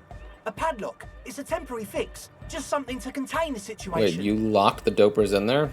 They're just gonna die soon. I had to do it in a hurry. Not my best work, but it should hold for a while. What about the key? Of course. Noid, give the officer the key. All right. Oh, heck yeah, dude. You sense the trajectory of the little piece of metal and plastic. The object makes a small ringing sound as it approaches. Just the tiniest chime to your left. Ka-ching! The key hits your palm. The speed freaks nod to you approvingly. We have to. We have to. The young man with ribcage-shaped suspenders looks at you, standing there, with a goofy grin on your face. Feels nice. It would feel a whole lot less nice had you dropped them. Or worse, got hit in the eye with them. Good thing that didn't happen. How long have those people been locked in there? Not long. Like a week, maybe? How can you be sure they haven't starved to death? I'm super sure they're alive. I mean, come on. I'm at least 90%, maybe 85% sure they're still alive. They're gonna be dead. In the ruinous past that led you here, there was something called exams. You may have learned the term involuntary manslaughter there. 85% is good enough. No one lives forever, baby. Exactly. That's exactly what we thought. The cage of the rage! Wrath blaze! Egghead is better when he's exclaiming. And also just doing this forever. It is to the beat, though. Look at him. They timed that up. Heck yeah, man. Andre's head nod, not so much. Okay, looks like Egghead's getting a little off now, too. Must have caught it at a good time. The situation is monitored. It's relatively safe. No one has died yet. Right. Other questions. Sure, man. Tell us what you want to know. Who exactly are these people inside the church? Truth is, I don't really know. None of us do. I don't even know how many there are. All we've seen are glimpses. Glimpses? Who are these people? Secret agents? Stealth operatives? But you haven't even seen them and you want the police involved? Well, there's also the machinery. When I first scouted the place, back in February, it was abandoned, empty. Took some time getting the crew together. So about 2 weeks ago, we came here hoping to set the stuff up. Suddenly, there are all these strange machines lying around in there. One of them has wires running into bowls of water. Wires into water. Never seen anything like it. Andre, tell him about the feeling. Oh, and it felt like there was something in there with us, watching us from the dark. That's God, my friend. No, the other one. Which other one? I'm not as in tune with my emotions as you are, Egg. I love how supportive Andre is of Egghead. Felt like silence. Awful silence. But you haven't physically seen anyone. Not exactly. We've just seen someone who we think is a woman go in and out of the church. A couple of times. And we felt someone or something eyeing us inside. But that's kinda it. The woman. Red hair, maybe? A lorry woman? Sure, why not? Yeah. Uh-oh. But not really. Brown hair. Old. Heavy, dark sides. Oh, so which one is it? What Noid said. Andre. So brown and older. Ruby might have dyed her hair, though it seems like a stretch at this point. Agreed. What was that about something watching you? Like you aren't alone, you know? It wasn't quite human, if you know what I mean. This is such a well-drawn portrait. I can, like, I get that emotion. I understand it inherently. Not human, as in a ghost? Do you know what he means? It was this dark shape climbing upside down along the ceiling, like some kind of crab man. A crab man? Yeah, you know, the way it was climbing up and around the ceiling, like a crab. It was stalking a cell, exhibiting ambush behavior. The fuck are you talking about, Noid? Crabs are usually marine creatures, and not known for climbing walls. Are you sure? Nah, ambush behavior. Crab man. Crab man! Yeah, totally. I mean, I didn't personally see The fuck it. are they actually The talking cell was about? alone that time. I'll have to But I ask her. believe her. If she comes out running and says there's a crab in there, there's a crab in there. Mm-hmm. So he hasn't even been in there lately. Is he afraid? You should ask her about it, but be nice. Don't tell her you don't believe in the crab. Of course, of course. There probably is no crab man. Don't let them draw you in with this nonsense. Can you tell me more about this machinery? You should talk to Noid about that. I just got a distinct burnout and dopehead sign from them. Probably jacked up to some snuff station too. Probably, very likely. Noid, you don't got anything to say? So how can you be sure they're burnouts and dope heads if you haven't even seen them? Well, honestly, I can't. But I am. This is a below feeble attempt What a weird at avoidance. character. Basically, he is attempting to weaponize idiocy. That's right. Wow, you can't, but you do. I should add weaponized idiocy to my own repertoire. Sounds a little too sarcastic, even though the intention is probably sincere. I don't see a single thing wrong with that argument. I'm 70% sure they're substance users. Don't let the technology fool you. He makes little quotation marks with his fingers when he says technology. Alright, let's talk about something else. Sure. What? You mentioned some kind ecclesiastates own the church? Who are these ecclesiastes? Ecclesiastes? I only know ecclesiastical as the form of this word. Taught to me by Ivan and the brothers Dostoevsky. The brothers Karamazov by Dostoevsky. Who are these ecclesiastates? Oh yeah, that's a meteor and name for the founding party. Thought it'd be cool to use it. If you don't know what the founding party is, there might be a way to mask it with minor demagoguery. Mask it. Now humor me, Andre. What is the founding party? Come to think of it, I've never really looked them up, you know. I can't give you a precise definition, but they're a very powerful religious organization. And? And they have roots in ancient mass society. Pauses. And they're the custodians of the Pericarnassian church. Plus, they anoint the innocents. They, like, made the innocentic system, no? Now, Andre, in your opinion, would this ancient religious organization who anoints the innocents want a club for Nordic music in one of their churches? Totally. There isn't a trace of doubt in his voice. The Pericarnassian church is about love, and Nordic music is about love. I got love for my Pericarnassian posse. Love is the relay out of death. We dance! He violently shakes the tape player, as if to see if he can break it. Love is hardcore! Love is hardcore, dude. Unity! Unity! Oh, a bunch of commies again, huh? Make some noise for my Insulindian posse! He turns the volume up, then looks at you with a knowing nod, as if it's obvious you will now break into You dance. feel it. Of course I'm gonna break The into... cathodes coursing through you. Your big toe starts tapping along to the base, as if testing the waters.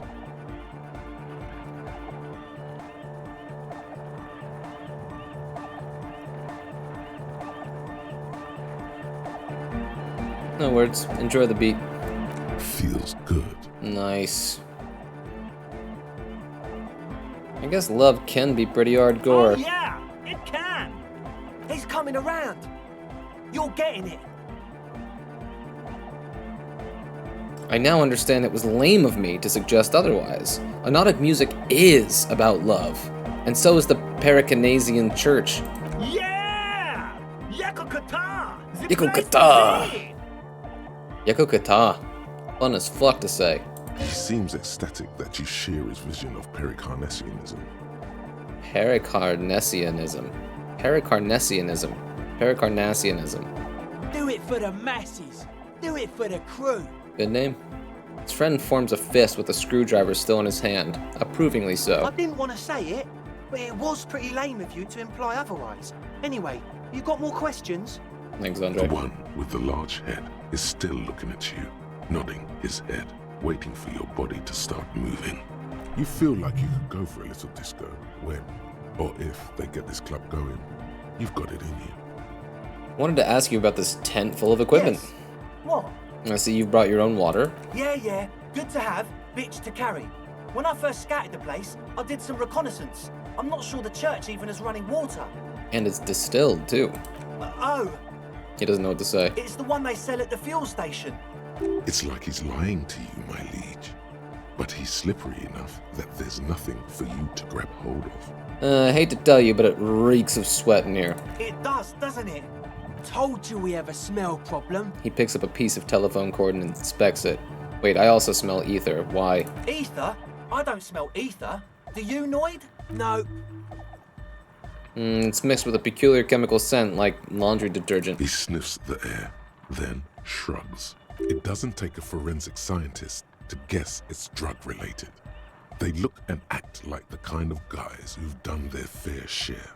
Unlike the girl outside, however, the boy's breathing is regular. Their jaws stay put and their pupils aren't dilated, so they're not under the influence currently. At least, not under the influence of stimulants.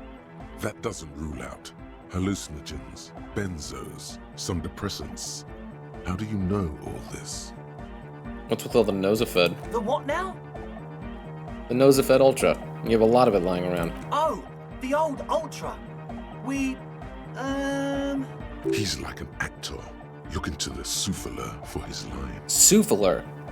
I have a major sinus infection. Stuffy nose. We all do. Shit's all blasted up. Winter. Can't even breathe. Oh, okay, I guess that makes sense. Tell me about another thing. Yes. What? Alright, actually enough of this. He nods enthusiastically. 28%, no doubt, dude. A little relieved.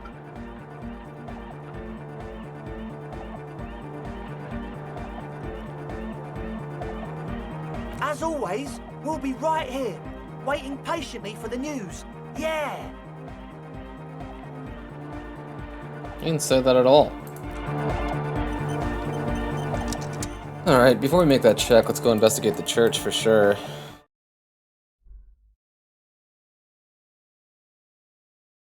I mean, it was likely a lot of this was hallucinated or something.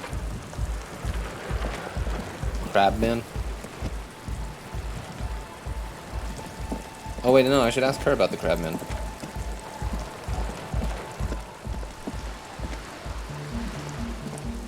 The shaggy-haired girl kneels on the sea ice. She looks up as you approach.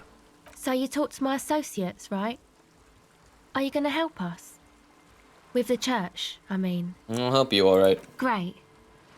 Let us know if there's any progress, will ya? Fuck, can't believe we failed We've been that. waiting for weeks here. The others told me you went inside the church. What did you see in there? Oh, that.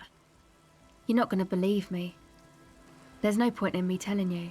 She's less prone to blurt it out, Crabman, than the others. We'll see. Go ahead and tell me. Okay. I went in and I saw a woman next to one of those machines there. Noid calls it a mainframe. She was dressed like someone who's been raised by their grandmother, you know, strange old clothes. Had this absent expression, didn't say anything, just stood still. Go on. And then, you know, right behind her, a man crawled down the wall. Upside down like a crab, down the church wall. I think the woman didn't even know he was there. He was completely silent. He stopped right before he got to the floor, then just hung there like that, looking at me. Right at me. I fucking turned around and walked out. End of story. What does Crabman look like? It was too dark. I couldn't tell exactly. Come on. She obviously could. She already went into detail. Come on, quit stalling. What did he look like? He looked like a banger, okay? He was all muscular and stuff. Had a mesh tank top. I know it sounds ridiculous, but that only made it scarier in a way. A crab and a banger? Yes, a banger. As in a mess gang member. I know what it sounds like, but that's what I saw. You were wrong. I do believe you. Why? Seems too ludicrous for a lie. Strange things happen. Okay then. They certainly do around me. I'd like to know more about your associates. My associates? I haven't got much to say about them. Just answer the question, please. Sorry. I just don't tell people about my friends and who they are and so on. I don't provide information on them. Makes sense. To the cops. What about you? Tell me something about yourself. Me? I'm a silver bird. Okay, maybe I'll ask later about all this. Don't know what makes you think it'll be any different later, but... Okay, that's all for now. The church? Should be holding tab as you do. What? What? You had a thought here. Walking this way. There it is. Alright, fuck it. I don't care. I don't care. Just take a quick perimeter. Man, big church, huh? Nowhere to go back here? Oh, he's gonna go all the way around. No. Help ravers start a nightclub. Fuck yeah. Look into the spookers in the church. Estelle refused to talk about her friends. Maybe she'll open up later after you've helped them set up a nightclub. Heck yeah.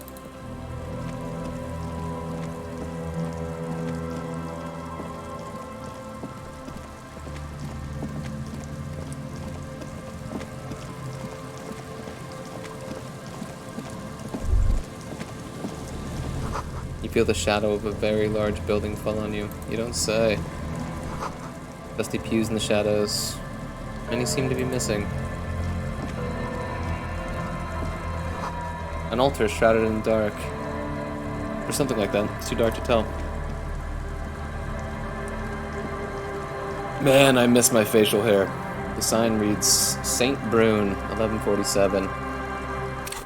Alright, we're definitely going to want,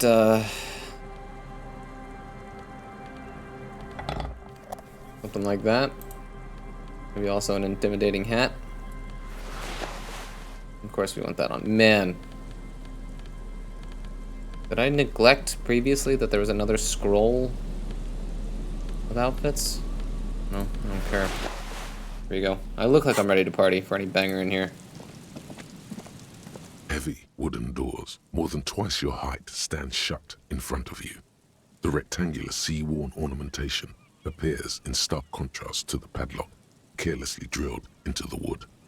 Open the padlock with the key. The lock turns easily. You hear a click as the shackle pops open. Pulling the doors. A great whoosh of air rushes into the dark innards of the church, as though rushing to fill a great vacuum. In the heart of the city. The heck, there were other things to do there.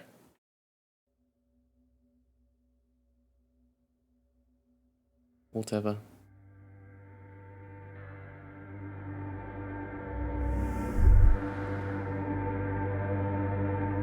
That ass. A strange stillness fills you as you look ahead. You should walk here, not run.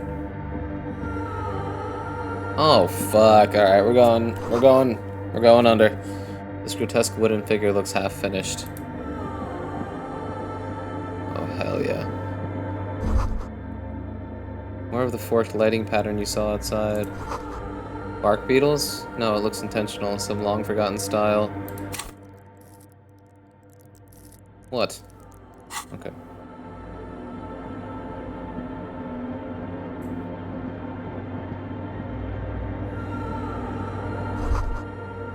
The bowl is filled with water. A live wire runs directly into it.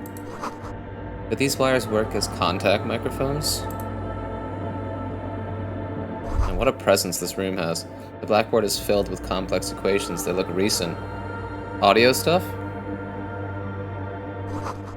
Something to do with radio frequencies?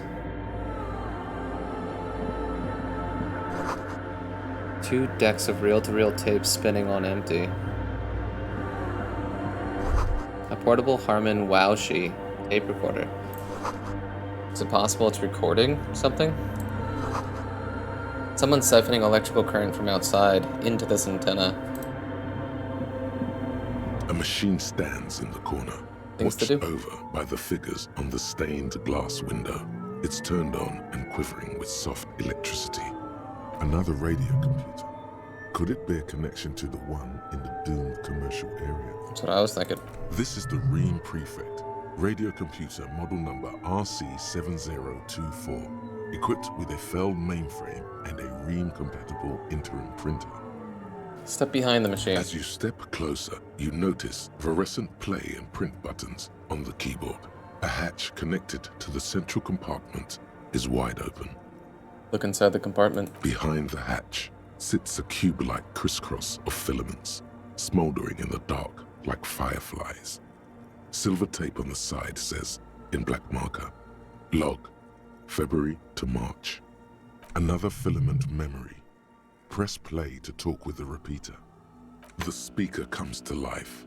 Static seeps through the machine's planar magnetic driver. An old lady greets you. Her voice sounds 100 years old. The same lady from before? Good evening. I think it is. Votre accident en Saint-Brun. This is the East Insulindian repeater station 1. Please repeat. Is this the personal log? It's the same old woman you spoke with through the radio computer in the doomed commercial area. Yvonne, it's me again. How are you? Good, thank you. Please repeat. Is this the personal log?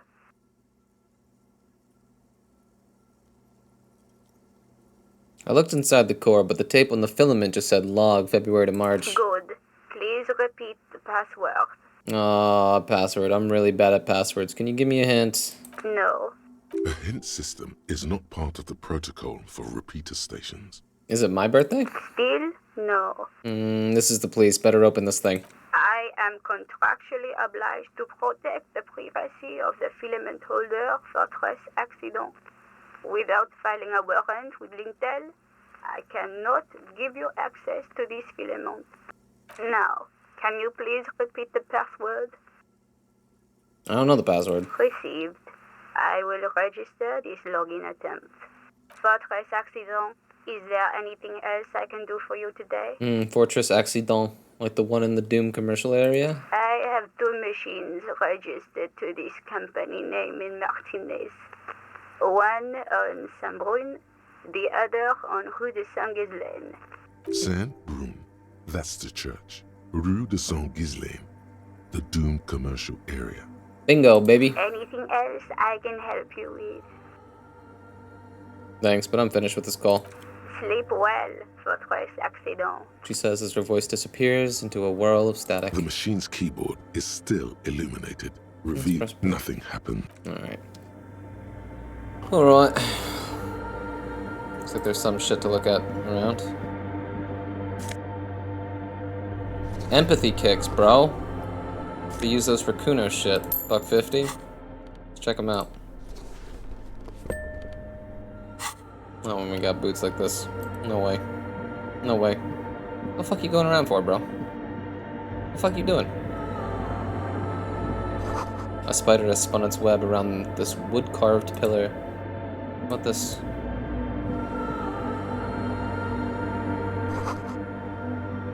A cracked pane of glass. Colorful.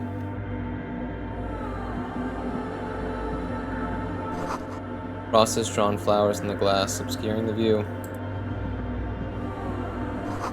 Figure drawn in the frost on the window depicting a deer. What is this? A scarf? Heck yeah, dude.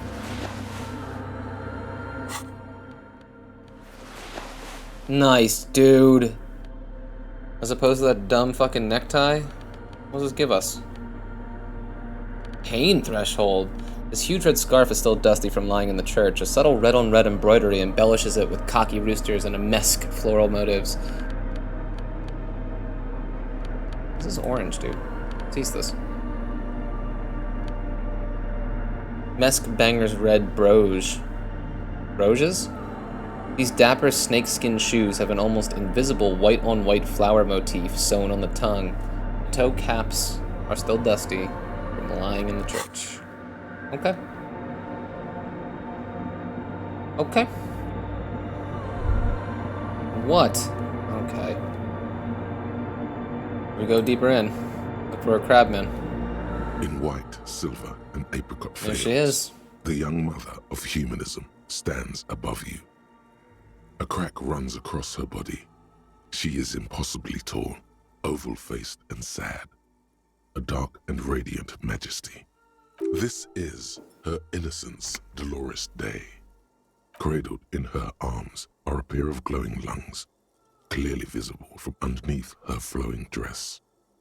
You should kneel. Leave me alone, woman. Your knees touch the floor. The floorboards are hard and cold. There you kneel among the snowdrifts, diffuse light falling on your hands from beyond the glass. Close your eyes first. The world is silent, but for the creaks and cracks of the massive wooden structure behind Attacked you, by a it fucking covers crab, you man. from the wind outside. The ocean feels distant, its ebb and flow blocked off by the centuries-old pinewood sarcophagus around you.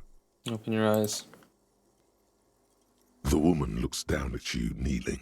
She towers among her followers, architects, laymen, courtiers.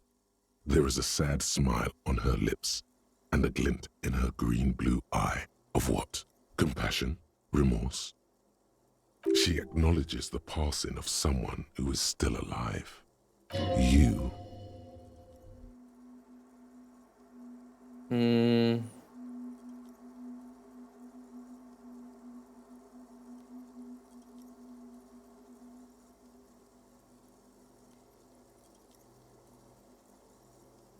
All three of these kind of sing the same song, though, right?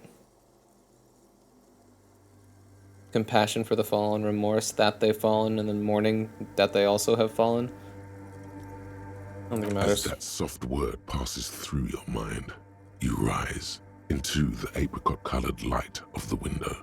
The woman keeps smiling her distant smile, sundered by the crack in the glass.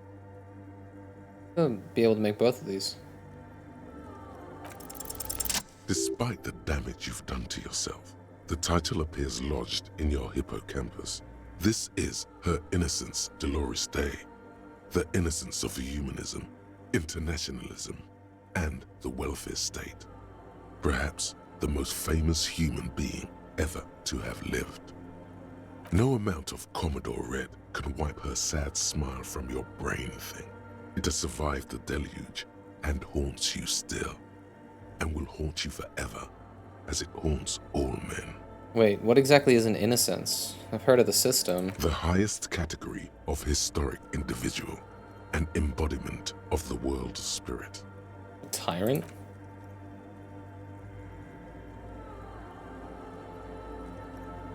In a way, an innocence is elected to office by the founding party, a precedent that has taken place a mere 6 times in the entirety of history. The legal system of the Real Belt is built from the ground up to accommodate innocentric rule, should it coincide with our time. An innocence is infallible. The decisions made by one are not decisions. They are inevitabilities. What would have happened anyway? Only accelerated, packed into decades instead of centuries. An innocence is a continuous, compressed event, a sacred human being. It is an honor and a glory to live when one is in office. Is one in office now? No, we are alone. Okay. When did she rule? 300 years ago. In the Wasn't it wake that of long the ago? discovery of this Isola, the Insulindian, by explorers from the continent of Muindi. She is, among other things, the innocence of inter-isolary travel and the connected world. And what else do I know about her? Many things. You know she was a woman of the court, the wife of an influential Marchese, and eventually the principal advisor to Irene La Navigateur, Queen of Seren, modern-day Sir La Clé. Also that she was gorgeous beyond beauty. Okay. What else? Was she smart? Terribly. Women of the court were expected to play both contract bridge and chess sufficiently well to prove an interesting challenge to a man. A simple grasp in matters of philosophy, theology, and science was encouraged. She was, by all means, a kept woman. She made the most of her position in the antediluvian court, a court visited by the most prominent thinkers and artists of the day. In secret, she was becoming the era's preeminent philosopher of the state, a scalpel, a piercing gaze. She was an almost preternaturally magnetic and intelligent individual. To her contemporaries, she appeared out of time, a messenger from the future of the species. We all fell in love with her, head over heels, even before she was declared an innocence. Her influence was tremendous. How come? It was on her advice that Irene La Navigateur sponsored a number of voyages into the Pale, a costly, often tragic endeavor. ultimately vindicated by the discovery of the new world, the piece of reality you're standing on. She was crowned 2 years after the first expedition returned, setting in motion what is widely considered the greatest era in history. The DeLorean era. Wow. Wow, indeed. When her innocence was declared, and the queen she had advised for years fell on her knees before her, she was so overcome with emotion that her lungs started glowing in her chest. Big doubts. Bystanders reported golden filaments lighting the already sunlit chamber around her, clearly visible beneath her dress. That is why the lungs are the symbol of love for the cultures of the Real Belt. I want more. As did we all. The lands of the Mesk and the Occident, and even far away Supramawindi, altogether 21 of the 40 Mundial nations of the time, immediately accepted Innocentic rule, even before her crowning. Her crowning? In a city called Advesperaskit in Vespa Messina, her homeland, the name of the city means evening comes, but it happened on a winter's morning, with the canals frozen and slush falling out of the sky. Strong image. She was dressed in a white and pearl dress on an emptied-out plaza with the crowd far away. Already, her Theriers, the secret servicemen of the Innocents, were worried about an assassination attempt. Must have been beautiful. Oh yes, she looked like humanity's young mother, a perfect mother, insultingly beautiful. It was as if her face and shoulders and hands were covered in a soft down of underfeathers. You know this well, very well. Midwinter snow was beating the cobblestones around her. A small attaché of officials stood by as her Theriers placed a white gold wreath on her head. The crowning was mostly witnessed by secret servicemen. Then what? One of the men in this secret service killed her 22 years later. A young man who had come to suspect that Dolores Day was not entirely human, but something else. What? Something that had walked in our midst, watching us stumble for hundreds, if not thousands of years, until it decided to interfere in the course of our history. We were supposed to come up with this ourselves. The man was reported to have screamed at the Innocents. Like some reptilian shit. Dolores Day was shot in the chest with a fowling piece 8 times. The man, thought to be insane, said he once touched her and her body had been unnaturally warm, like a furnace, and that sometimes, while on duty, he observed her forgetting to breathe for over 10 minutes. This inhuman quality was witnessed by many others as well, glowing lungs and all. It is commonly attributed to mass hysteria and religious psychology. Is there something terrifying about her? Terrifying is a term too emotionally charged for your semantic memory, or what remains of it.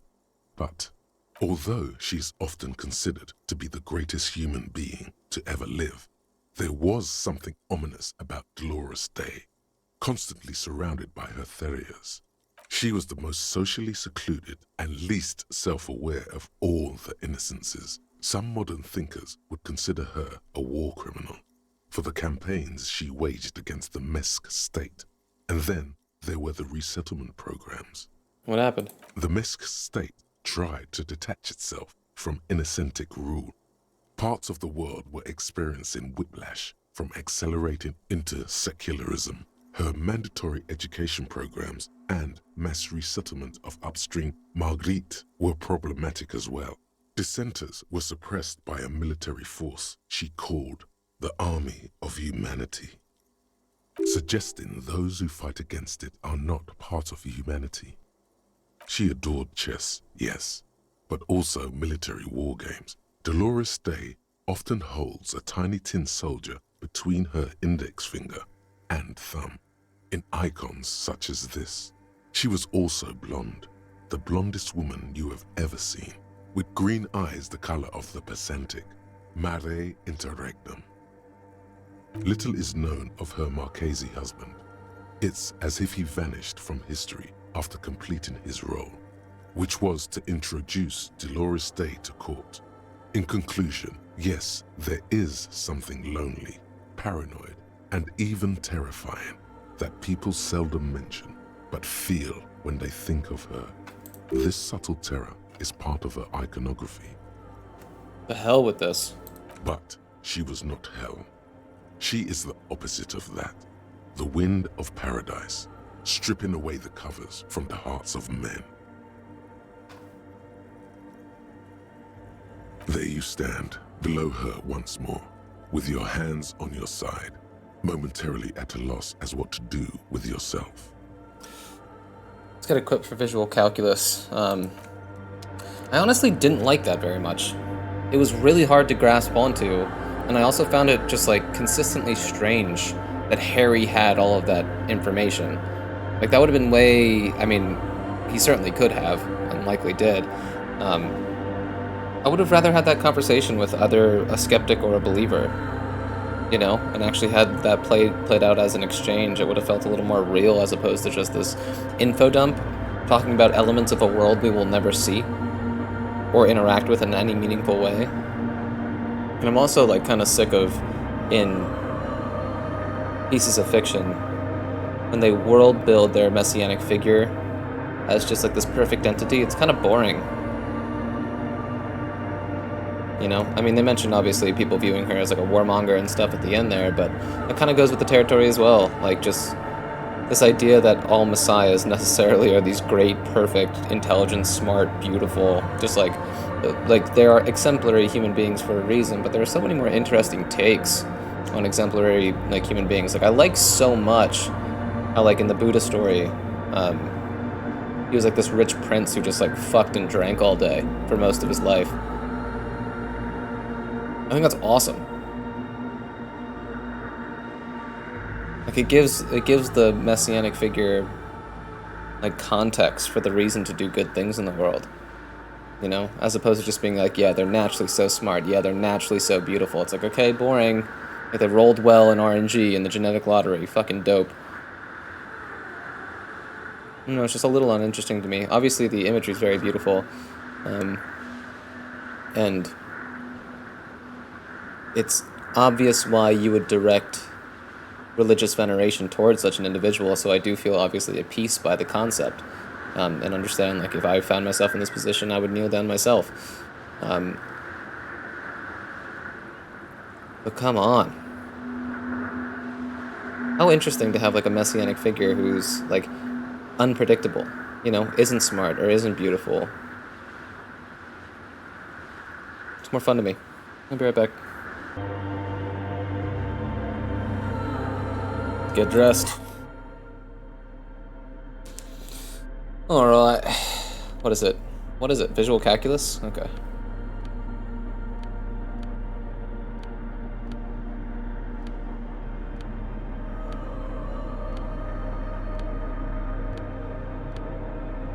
Bingo, baby.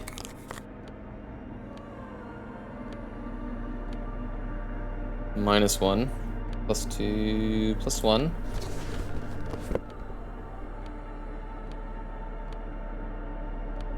Getting any minuses here?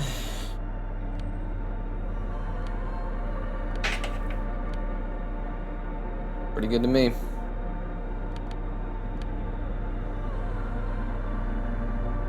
Alright, so... do the thing. The mother of humanism stands above you.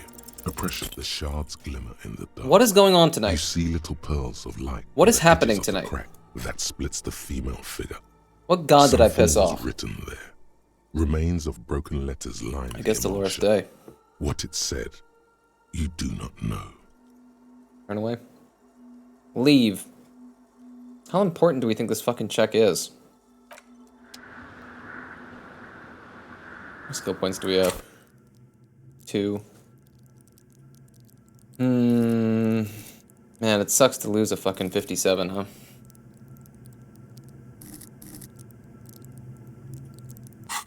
We'll hold off. Just go talk to the homies again. The place looks completely fucking clear.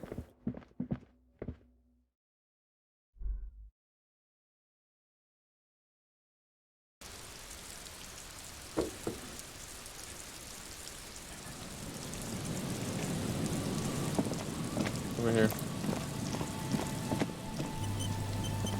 Why autosave? Why? Dead phone, smash receiver like someone hung up too hard.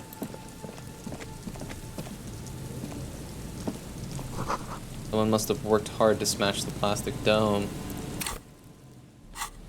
Where the heck are we? On the church on the map. Okay.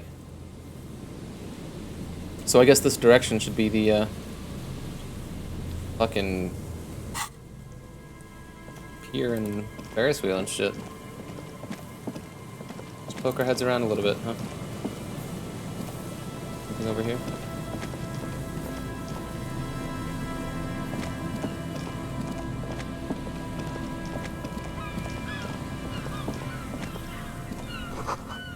Bars cover these dusty...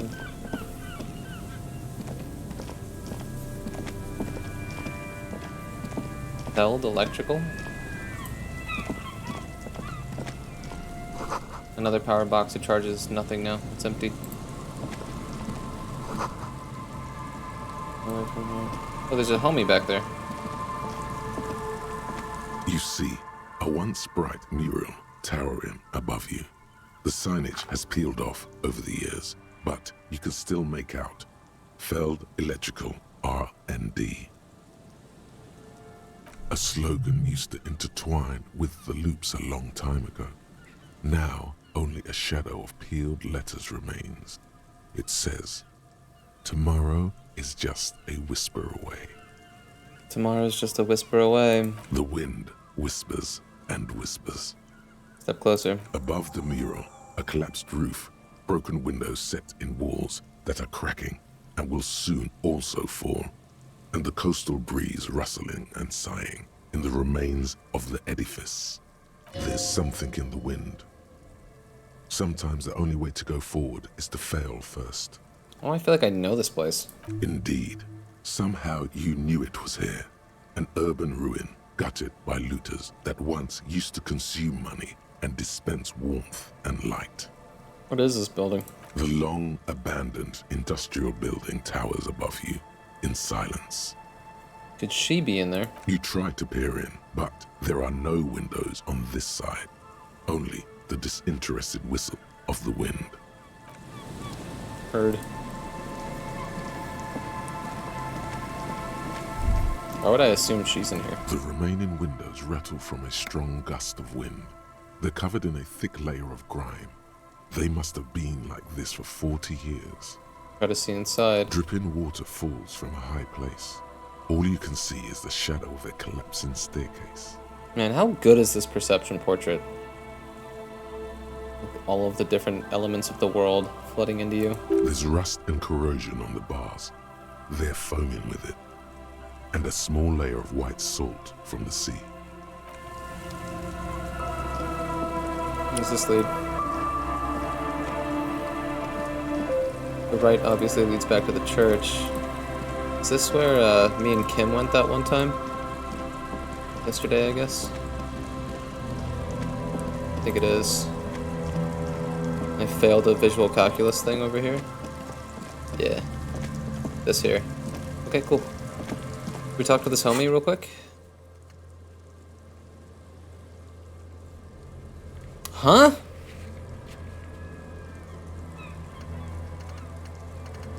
What does that mean? Looking for Ruby brought you to a mural that you somehow think is important. Inspect it thoroughly. The fuck are you talking about, bro?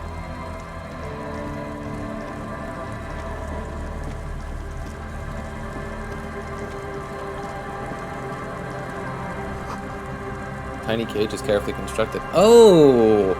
Any chance this is the zoologist? The cryptozoologist? Here we go. Morel, that's him. Nice and easy. Wow. No way out, little guys. Not out of this gem. Incredibly Australian. There's a cylinder on the ground in which the man is arranging some netting. It looks like some kind of trap. He notices you. Who's there? Oh, the police. Hello, officer. His self-conscious enthusiasm renders his movements ungainly. He looks like your understanding of a scientist. Is that the police? Why are the police here? The crypto-fascist. Don't worry, Gary. I'll handle it. Maybe the water lock is fixed.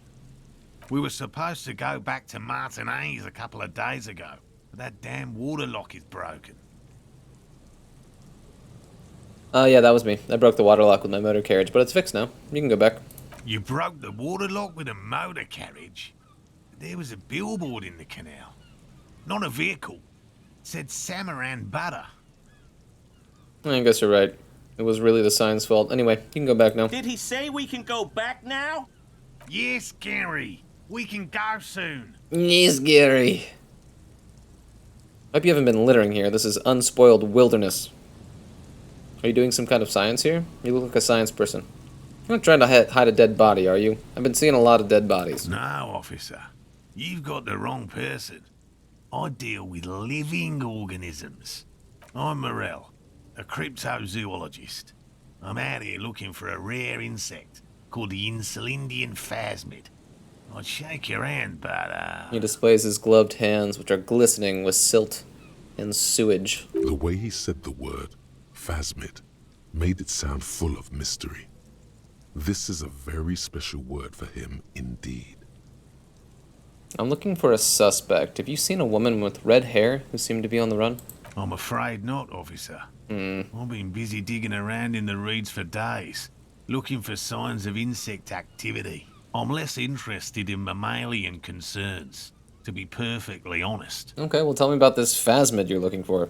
Which is why we've been knee-deep in the reeds laying traps for it. Just said half of that line. The fuck? What makes it so difficult to find? Good question. Being a phasmid of the order Phantasmodea, a ghost insect, it disguises itself as plant matter. In this case, the reeds. He looks around. Awful lot of reeds around, aren't there? And I suspect it may have also developed other specialised techniques to protect itself from predators, or scientists, in our present case. What sorts of specialized techniques is the phasmid using to hide itself? It's my hypothesis that it has evolved certain electrochemical defences that allow it to interfere with animal perception, impeding pattern recognition, confusing the visual cortex. But I cannot describe how these defences work, much less how they evolved, without studying a live specimen. How big is this phasmid? I'm expecting it to be quite giant. One known species of phasmid, called the Megaphasmodea zoensis, is about the size of a grown man's forearm. Jesus! So, No thanks, he leaves the conclusion up to you. Why are you so interested in this stick bug? Aren't there more sensational animals out there? Typical rookie assumption. He flashes you a sideways Insects smile. are much more I like sophisticated Morel. creatures than those unversed in zoology give them credit for. Typical rookie assumption. Even simply catching a glimpse of the Insulindian phasmid would be the apex of my, of any, cryptozoologist's career. But to study it and its defences, find out how it stayed hidden so long. He shakes his head. What have you discovered about it so far? Very little, I'm sorry to say. No one's ever captured a specimen, so all our information is based on first and third-hand accounts. So no one's ever found one? Not yet. That's what makes it a cryptid. But if no one can prove it exists, how do you know it's real? I know it's real. The cryptozoologist says, brusquely enough that even he seems taken aback by it. It's clear that his obsession with the phasmid is driven by something more than the pure pursuit of scientific advancement. By which I mean, I've heard enough first-hand accounts to believe quite firmly that the Insulindian phasmid is more than mere superstition. What makes you think the phasmid is here in Martinez? There was a credible sighting here recently. A pair of teenagers described a creature that matched the Insulindian phasmid to an uncanny degree, despite not knowing what it was themselves. It's the first credible sighting in several decades. Admittedly, it's an unusual location for this species, but with all the sewage runoff upstream, it probably doesn't matter much anymore. Maybe the Insulindian phasmid has died out? I have to resist the thought. Shakes his Such an head vigorously. extraordinary creature is doubtlessly highly resilient. After all, it's generally thought to be capable of parthenogenesis. Parthenogenesis. Parthenogenesis. Yes. The females don't need males to reproduce. Makes it easier for a species to survive in adverse conditions. This arouses no special feelings in me. And it shouldn't. Nature does not concern herself with ethical propositions. As a scientist, my interest is strictly dispassionate. This is a funny idea for a character who like adheres to the scientific code like so severely, and yet he's operating from an idea of a thing that he's only heard first and secondhand accounts of with absolutely no scientific backing whatsoever. Tell me more about these traps. Well, they may not look impressive, but Lena designed them quite cleverly, so I'm sure they'll do the trick. Lena designed the traps. Yes. How do the traps work? Simple. Attracted by the locusts, the phasmid crawls down the funnel and, having eaten its fill, can't get back out. At least, that's the intention. The net isn't a perfect solution, but we didn't want to use anything that might damage the specimen's delicate exoskeleton. What are you using as bait? Locusts. Nearly all known phasmids are herbivores, of course. But we've hypothesized that the Insulindian phasmid might occasionally prey on other insects. Might occasionally? Inside the traps, a number of locusts crawl and tumble over one another in a tiny, chittering swarm. It's a fun image as well. Harry kind of just like leans over and like puts his flashlight in the reeds, and it just the light casts upon all these weird skittering locusts. It's cool. A meat-eating stick insect. Does it pretend to be the reeds as part of its ambush behavior? This seems unlikely. A carnivorous stick insect seems unlikely. Thank you for your opinion. We have also included plant material in the traps to satiate your skepticism. What will you do if these traps don't work? They'll work, I assure you. The predatory hypothesis, using locusts as bait, accounts for the failure of previous efforts by other teams, which use plants. We have given this some thought. The traps do seem to be deftly and thoughtfully constructed. It's clear the cryptozoologist's wife knows what she's doing. Let me ask you about something else. Yes. What? How did you become a cryptozoologist? I've just always liked animals and puzzles. Searching for cryptids is a bit of both. So you're living your childhood dream out here. It's not child's play. Just because I have to traipse through the mud every so often. His eyes narrow. Why not just be a zoologist? Real animals are puzzling too. Real? I know you think one is a respectable profession, while the other is superstition. Everyone does. There's a very defensive tenor in his voice there. Honestly, being a cryptozoologist trumps most of the garbage I've seen people do. My methods do not differ from other scientists. I simply draw upon a wider variety of evidence. And I have more hope that something truly surprising might happen. And has anything truly surprising ever happened to you? No. As I said, I have yet to catch a cryptid. Although I have come close. Close enough to keep trying. How come all of these lines are wrong in this session? That was like the third or fourth instance. Interesting. Something for later. This close call. What kinds of evidence do you use? Everything from forgotten regional lore to newspaper accounts. Like the one that brought us here. To look for the phasmid. I keep The a very open phasmid. mind. He's interested in things that people believe that scientists don't. You think other scientists don't listen to ordinary people enough? Most establishment scientists only care about reputation and remuneration, not real research, and certainly not the truth. They're a cowardly lot, and both the field and basement archives can be dangerous places. All of this, as somebody who works in a lab, So you've never discovered a cryptid? No. Very few cryptids are ever discovered, and not for a lack of trying. To stay hidden is a cryptid's primary quality. It's even in the name, cryptid.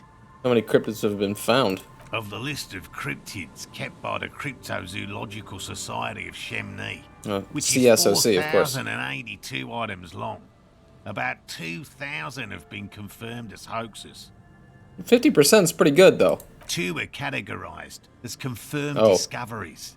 The rest are in differing stages of discovery, refutation, and data collection. 2 of 4,000? Only 2 have been proven to be real? Yes, the Chateauquan forest pygmy, who turned out to be an extinct species of primate, and a cave salamander from Yugograd, who is, honestly, quite unremarkable.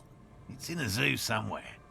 We cryptozoologists are brutally honest with ourselves, more so even than the public. With cryptids, most cryptids are hoaxes or they are never found. That does not mean we should stop searching.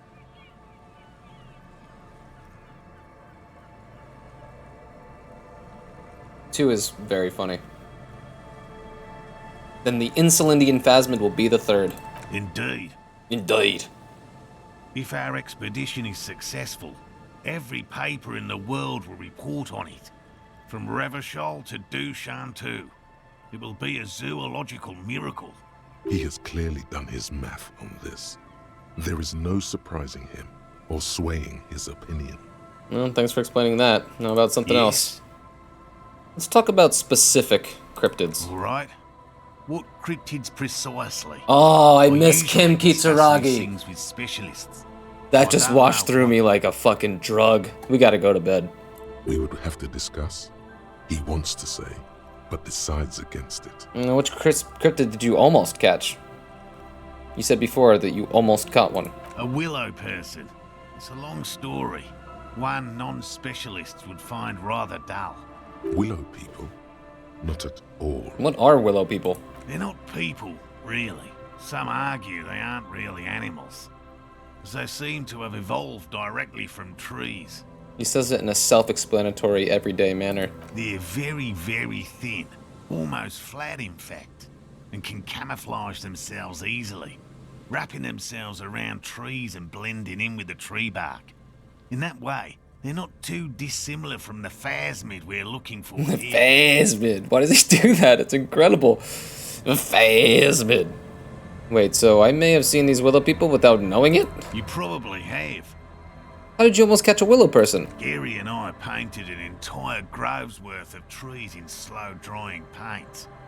It was a bright lavender colour. I was hoping one of the willow people would get paint on it and not be able to camouflage itself. After waiting in hiding for hours, I saw a figure slip from one of the trees, a lavender shadow, dashing through the grove. And then? I chased it with a net. Not very elegant. You can't be elegant in the field. And, well, it was faster than me. A lavender shadow. I know it sounds like we were snacking on funny mushrooms, but I did see motion and colour. Mine is not a confirmed sighting of a cryptid, however.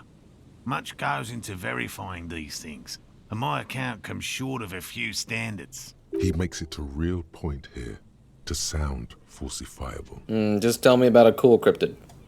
Any cryptid. No offence, officer, but I'm not much of a pedagogue. I don't know what I would have done if Lena hadn't persuaded me to go back to field research. You should ask her if you want interesting stories. Me? I'm not a people person, unless you haven't You don't noticed. say. You're so charming. I don't make a good lecturer. My strength lies in field work and persistence. He brushes an errant strand of hair from his eyes. Alright, enough tales then. Let's change the subject. By all means. I'm gonna get going. Kind of fun. Just color stuff, you know? These soggy logs smell of ignition fluid, so they won't light up. I'm not even gonna interact with Gary. So, you know, like, it's kind of weird. When you get, like, this deep into stories, and then you interact with... Could this be the booby clause I told you about? Oh, really? Payday? A metal and plastic contraption We'll bounced talk up and about down amidst the trembling more all later. reeds. At first, it just looks like trash. But if you look closer, this must be the boy Clausia mentioned. Ooh, hidden things, secrets, lies. You lift the boy out of the water without much effort. It's not tied to anything. The cords dangling from the bottom appear to have been cut. Examine the plastic ball. The number 11 has been written on the yellow plastic.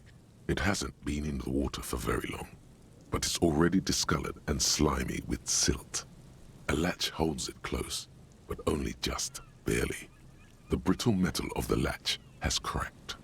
Primitive construction, but it does the job. Shake the buoy. There's something in there, splashing around. Sniff the buoy. It smells like you would expect it to smell. A concentrated version of the coast. Salt, industrial slop, and decay. The water this side of the peninsula is cleaner. Actually, smells a little salty. Open the buoy. A shot glass's worth of seawater pours out. Some algae, and nothing else. Shit. Stare into the empty boy buoy. Continues to be mostly empty. Must have been Clause's enemies, which means she's in danger. Don't try to guess who to... I don't know. Coward. I don't know. You should always try to guess. All right, rhetoric. No answers appear to you in the dirty seawater at the bottom of the Fuck. void. Just the heavy smell of brine and silt and disappearance. You could ask the miss what she thinks later if you have the time, though you doubt she'll tell you much at this point. Let the empty buoy be. That's a shame. Almost impossible to get a fire going in this near to the ocean. Really?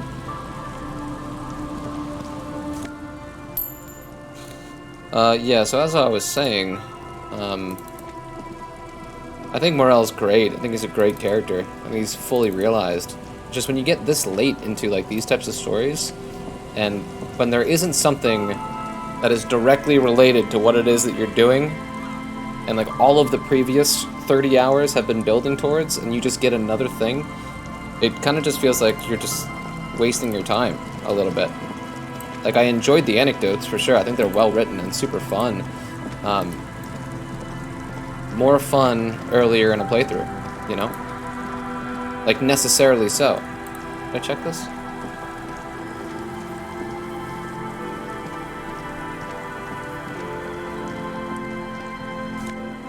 Money. What are these? $5? And a Nosafed? Heck yeah, dude. We'll interact with this when Kim's around. Why don't we take a quick lap around this area, and let's head to bed. Because I'm missing Kitsuragi fucking hard. This is too much exploring without his input. What is this? Can I wear this? Someone has left an unidentifiable article of clothing on this railing. Touch it.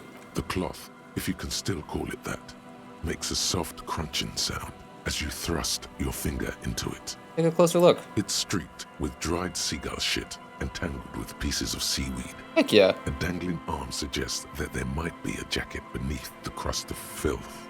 It seems likely that it was left in the surf until someone laid it out on this fence to dry out.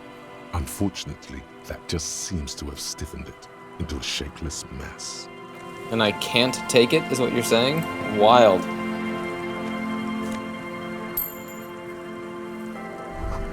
A makeshift roof, vagrants have tried to make the boardwalk habitable. The tarp will keep out neither rain nor snow nor wind. I don't see any people. A coin-operated weighing machine has been used for a decade. Vagrants have recently painted the tarp red. Water drips from it. Books. Whoa. Some Woody Allen glasses? Not quite. Mega Beano's prescription lenses. Oh, we gotta put on our fucking outfit. Our walking around outfit. What was I looking at? These? Whose idiotic idea were square and beige plastic frames anyway? Beige is a color that does not look good on anyone. Not to mention that seeing the world through these exceedingly thick lenses feels almost nauseating. Nausea-inducing hell glasses. But they all have fun little things, so let's click through them real quick. I never noticed that before. Like, beyond their pluses and minuses. +1 interfacing. Bye-bye, bugs. +1 suggestion. Aye, Captain. -1 half-light. Officerial poise. Officerial? I guess that's how you say that. Officerial poise. +1 drama. Clinically insane. I don't know, dude. +1 electrochemistry. Cigarette-stained fingertips. +1 physical instrument. Work it. +1 esprit de corps. Halogen watermarks. +1 empathy. Feel the stress. -1 logic. Leave the reason behind.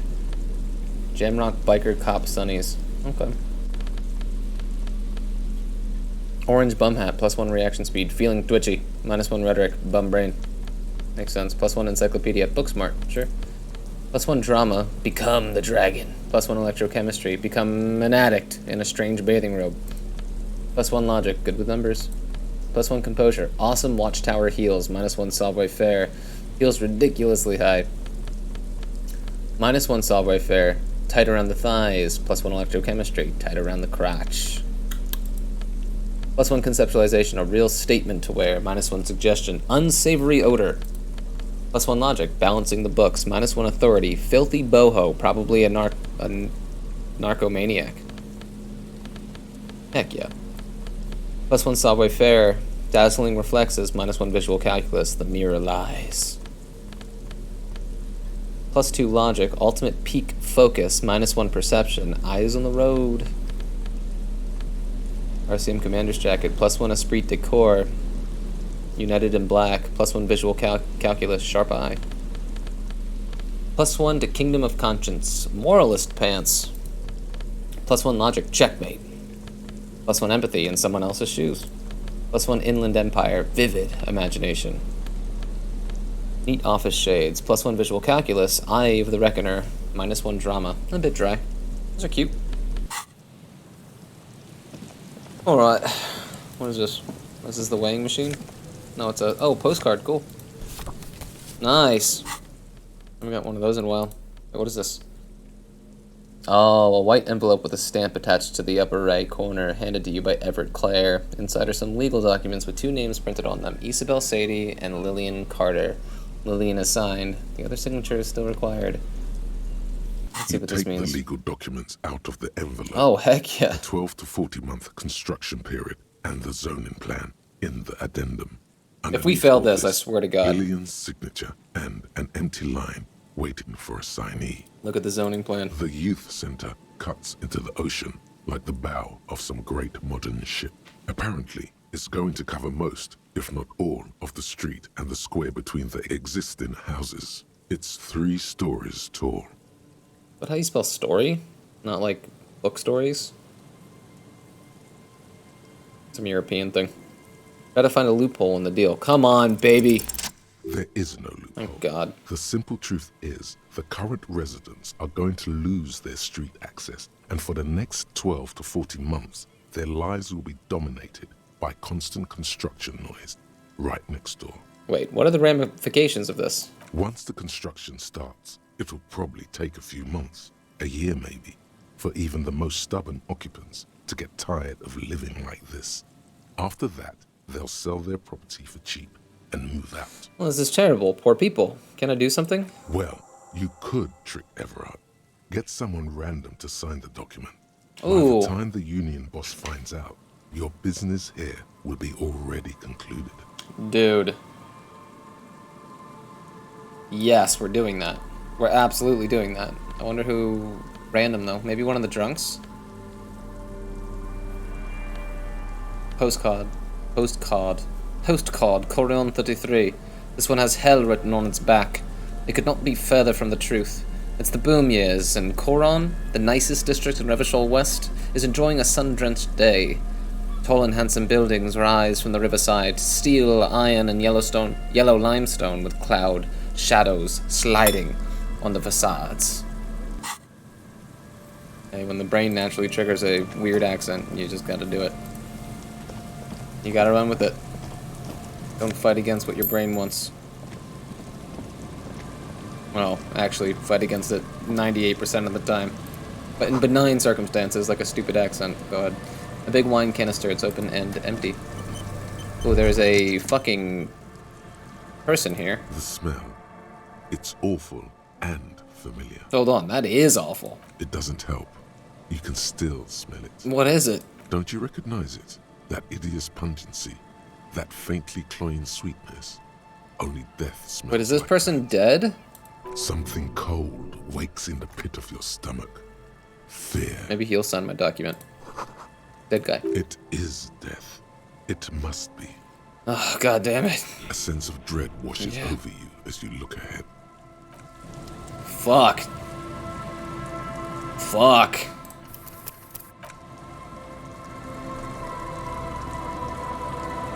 No, it's just the garbage. It's just the garbage. It's just the garbage. There's some tear, an empty cigarette package, and a crumpled kebab wrapper in the trash bin. Examine the tear. 2 empty bottles of Tallulah vodka and a can of black potent porter is all you find. No, there's more in there. Livis strawberry liquor, plus some Pilsner bottles too. Better not pick them up. They seem unhygienic. Examine the cigarette package. Whoever tossed it here was a heavy smoker. The brand name reads... How do you know that? Red Astra is the black market version of Astra cigarettes, known for their high tar content. American Spirit Blacks? No, they have something else. I don't know. I'm not well versed on my American Spirit packs anymore. Examine the kebab wrapper. You see traces of mayonnaise and ketchup on it, as well as a tomato wedge. Shish kebab revachol. Shish kebab revachol. It's hard to concentrate in the smell. The sea air brings some relief. Alright, let's talk to the dead guy.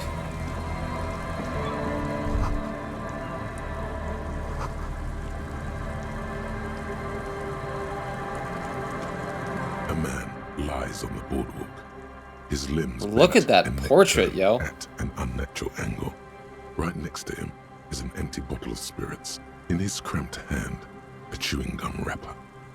God, that's so disturbing. Not as bad as a 2-week-old corpse, but it's definitely heading there. Should we just throw him in the ocean? Another dead body. This is your job. Steel yourself. Calm now. Carefully. Just another day. Just another dead body. Breathe. Study the man's clothes. He's wearing mud-caked boots, beige trousers, and an old brown leather jacket with a bright blue lining. There are traces of kebab sauce on his chest. The leather jacket suits him well. It must be custom-made. Loot the body. You find some sunflower seeds and a rain-soaked library card folded into 2. His jacket feels sodden and heavy under your hand. Study the man himself. The man has fallen through a crack in the boardwalk and hit his head against the metal No bench. way. Coagulated blood covers his black hair. One of his feet is still Hopefully he dangling was through drunk the as a skunk and didn't feel it. A bad fall. It might have been dark outside. This place is a minefield in the dark. When damp, these boards are really slippery. Even a sober man could lose their balance here. Examine his face. His expression is dull, like the sea behind him. Drops of water shining on his mustache. His eyes, empty and wide, look frightening in their frozen gaze. Height, 170 to 175 centimeters. Curly hair, stout build. Age, approximately 50 to 60 years. Study the surroundings. There's some dried blood on the metal bench, right where the corpse's head rests. Yeah, like I wish Kim was here. Floorboards are rotten. This is weird to do alone. Slippery wet around the hole. An empty bottle lies nearby. A chewing gum wrapper is clutched in his fist. Be very, very careful where you step here. Examine the man's head. A dried chunk of blood covers the hair at the back of his head. An open wound. It's sticky and cold to your touch. This is what killed him. Step on the floorboards. The boards screech under the weight of the T500 Lol. ceramic sabatons. It's a good thing they're so light, because it's hard to determine whether it was the dead man's weight that caused the boardwalk to break. It definitely looks fragile. You see waves churning below. Something cracks beneath your feet. Ooh, another strong image. Camera angle from underneath, and you just see Harry kind of like pour or peek through the open floorboards. It's like water splashing on the camera. Examine the bottle. A .75 liter Tallulah vodka with its cap missing. There's hardly anything left inside. So he was drunk. Hrabowski spearmint chewing gum. Green leaves on the cover. The man's mouth is half agape from the terror of the fall. Look in. This is gonna make me fucking vom or something, The right? blackness of death. Stench. You think you see white chewing gum too. Confirmed. Nearly the whole pack is there. Solidified on his lower The man after my own heart. To hide the stench of alcohol, no doubt. Oh, I thought you just liked it like that, like I do. Put them all in there. The entire boardwalk creaks in the wind as you take a step back. What should I do with the body? First, you need to talk with the lieutenant. Yeah, I then thought so. report back to the station. This is too complicated to handle on your own. Kim! Okay, so probably what I'll do here is I'll double back to the kids, the music kids, and just kind of report back and be like, listen, homie, I didn't see shit. And then after doing that, we'll head to bed, and we'll get Kim back, and I'll feel much more comfortable doing everything. This is the church right here.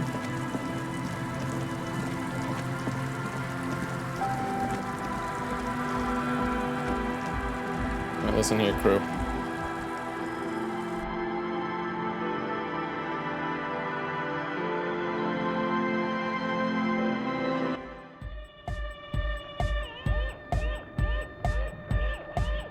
Hi again.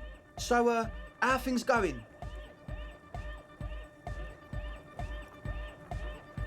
Come on. Come on. A number of Thank things God. don't add up. Let's take a look. How about gather around, kids? I like it. I like it. Okay, kids, now gather around. The young speed freak puts down a busted capacitor and looks at you. The one with the large head seems very enthusiastic about whatever you have planned. Heck yeah. Their would-be leader is less amused. Sometime in the past, I'm not sure when and where, but betrayal was involved. I fell sick and became the shadow that you see now.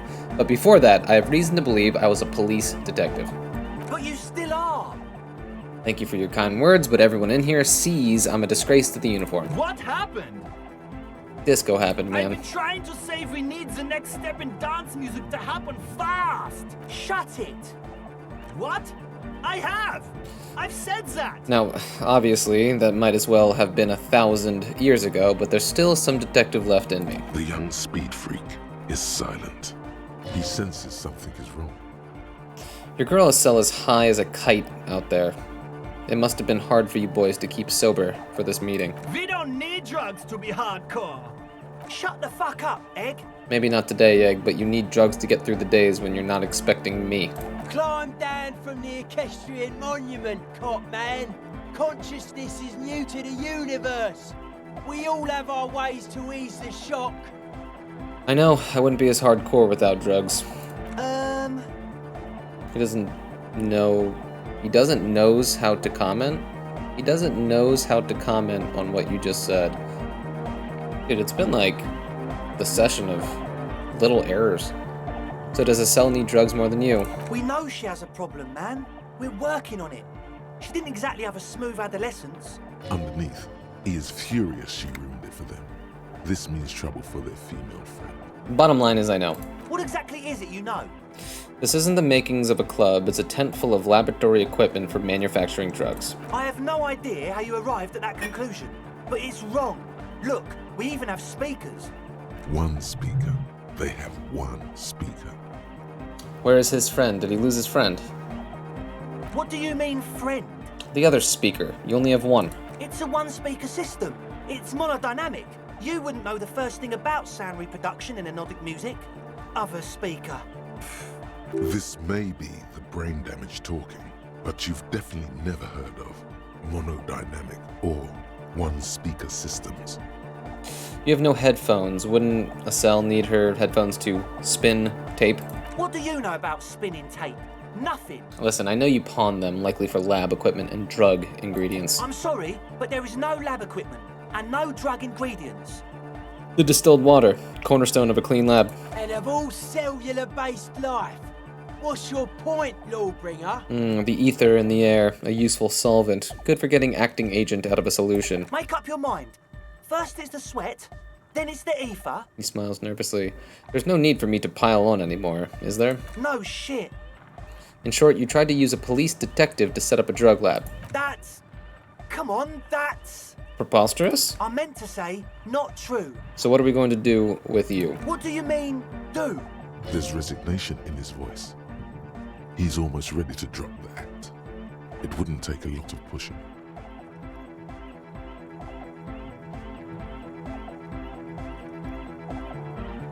Ooh, what should I do? Should we take the pussy middle road here? Yeah, you tell me what's really going on and we'll work from there. I can be lenient. What do you mean by lenient? Not calling back up and hauling you all off to the pen, for starters. Okay, man, okay. He raises his hands. Things are just so hard for an entrepreneur in this city right now. It's not like we lied when we said we want to turn a church into the wickedest club in East Revachol. Wickedest. Because we do! We totally do! Yeah, man. We just need to turn it into a speed lab before. To get our foot in the door. Why did you need me? Like I told you, spooky arseholes moved in while I was getting all this stuff together. A month ago, the place was empty, and now it's all spooked up. They're not really spooky, are they? No, man. They're spooky, all right. It's just that they would also probably call the police if we started cooking speed in there. But the sign was way off, too. I couldn't feel the love at all. Sir, you promised you'd be lenient. This is it. Judgment time. Aw, shit. What should we do with these schlubs here? I mean, I personally want to turn the church into a club myself.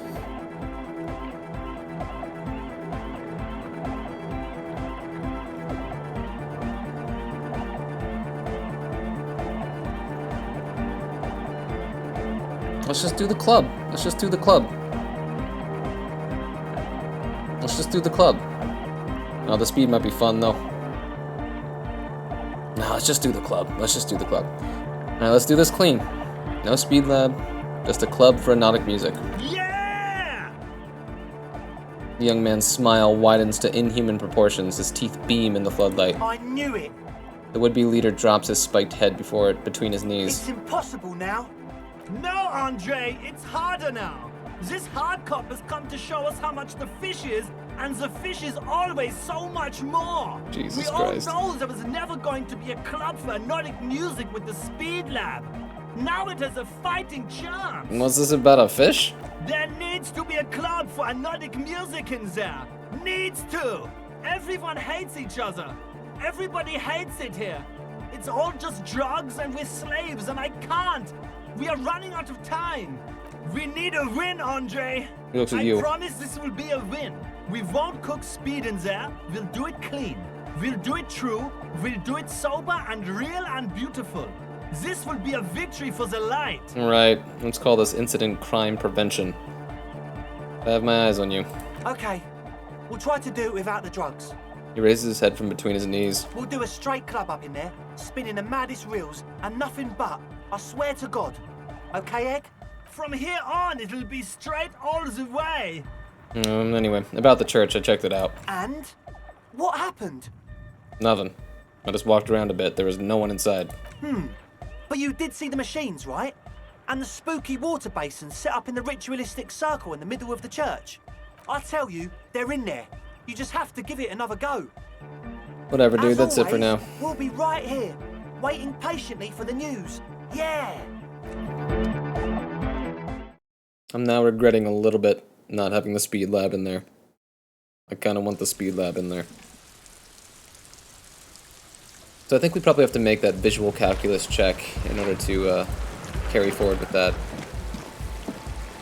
But it's 1 in the morning. Let's fucking hit the sack and get Kim by our side again. And hopefully our fucking facial hair grows back incredibly quickly. Kinda lost. Where the fuck do we go? All the way down and around? This way? Man, this area is fucking big, huh?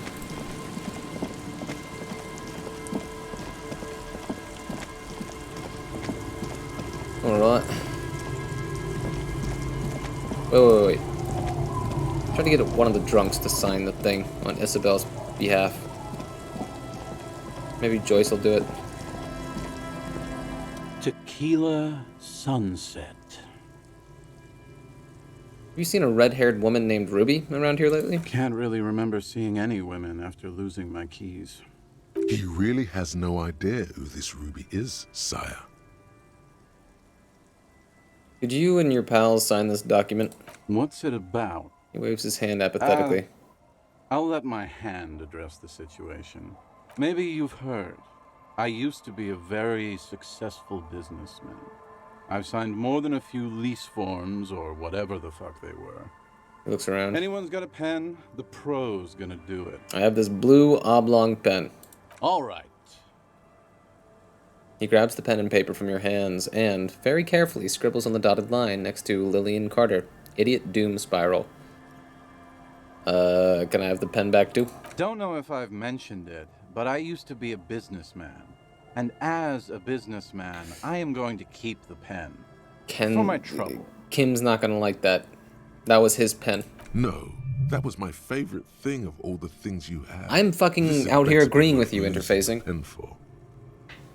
My favorite was the gun he lost. Yeah, you're not wrong. You've done a great service to the community, to the RCM, and to Revachol. Hey guys, I'm a hero.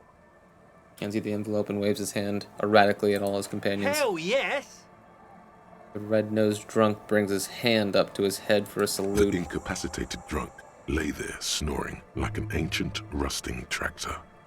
Anything else Don't this call merry Abigail. band of adventurers can do for you? Or do you need to go and mail that serious-looking document of yours? Mailbox There's a Plaza, got mailbox it. on the Bye. On the plaza? Is this the plaza?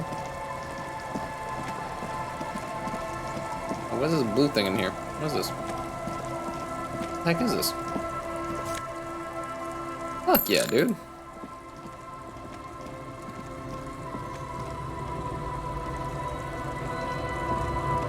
Damn, she's still just fucking here, huh?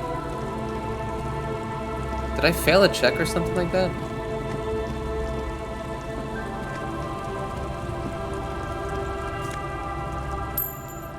Did I try to make... Oh, I haven't found a cool spot on the coast to take her. Aye, the sea's gonna calm down soon. I can feel it. The wind is turning southeast. What's on your mind, officer? Nothing for now, until I find a place to swoon you. So let's mail this thing.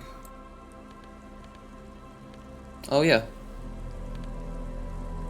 A library card found from a pocket of the dead man on the Martinez boardwalk. It's still slightly damp to the touch. The cover bears the stamp of Jamrock Public Library. I can interact with The it. library card is folded into two and still slightly wet to the touch. The front side reads, Central Jamrock Public Library Card, issued to Billy Mejean, expires July 53. Billy is a unisex name. Could be the deceased, or his family member. Look inside. Whoever owns this card is an avid reader. You find a list of books written in blue pencil. Radio thriller. Stand a little less between me and the sun. The last one in the list is The Glinton Curve by M. Theobald. A library stamp indicates that the book has been returned. Most of these titles seem to be in the sci-fi genre. Some thrillers too. Look at the backside.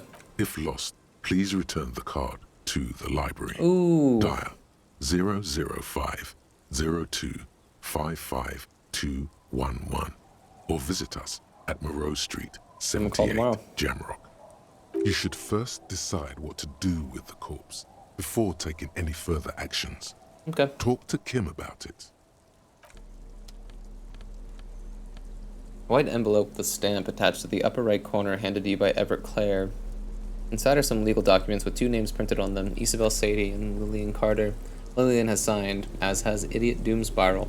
Heck yeah. You take the legal documents out of... Whatever. Why don't we go mail this real quick, and then we'll head to bed. It's down this way. Where the water lock is.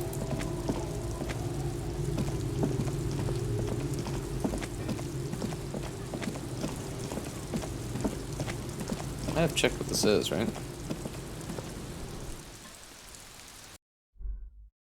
What's this? Have I done this?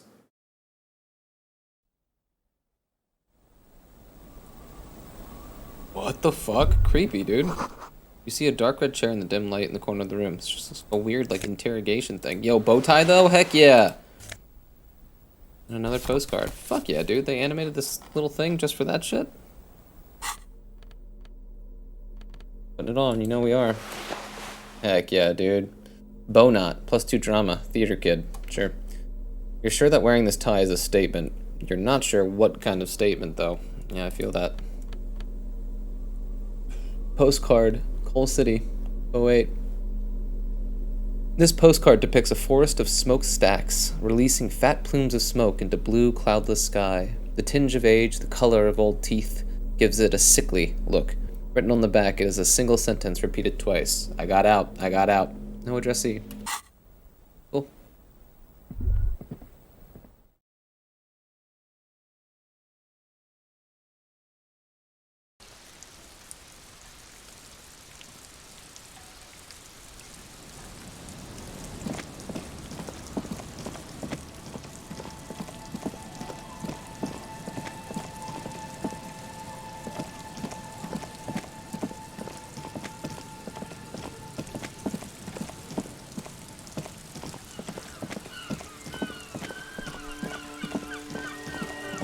Oh, I don't think there's anything else that we should do without Kim. I don't think so. God, man. Every time, this piece of music, every time. The dented yellow mailbox greets you with its graffito, bullet holes, and an RCM sticker. I know I get to use this mailbox for something. Other than kicking, you were right. Drop the white envelope into the mailbox. You drop the white envelope in the darkness. It lands with a soft thud on what sounds like a couple of letters. About a week's worth of mail as collected in there. They'll enter this very soon. Probably did the right thing. You can't trust that slug Everard. You know he's going to play you somehow. You're probably right. Do that tomorrow too. Alright, let's head back to our cozy little shack. Shack by the sea in the fishing village.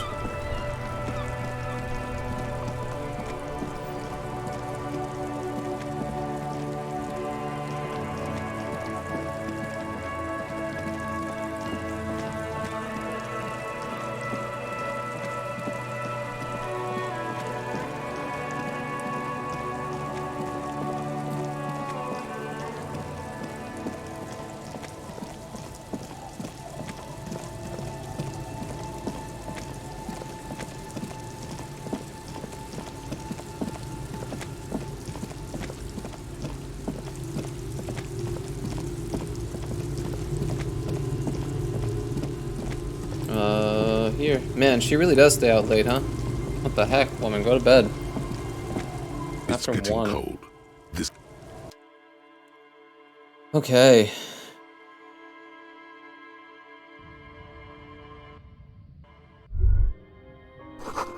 Using a thermodynamic expander condenser cycle. Nice. Sure.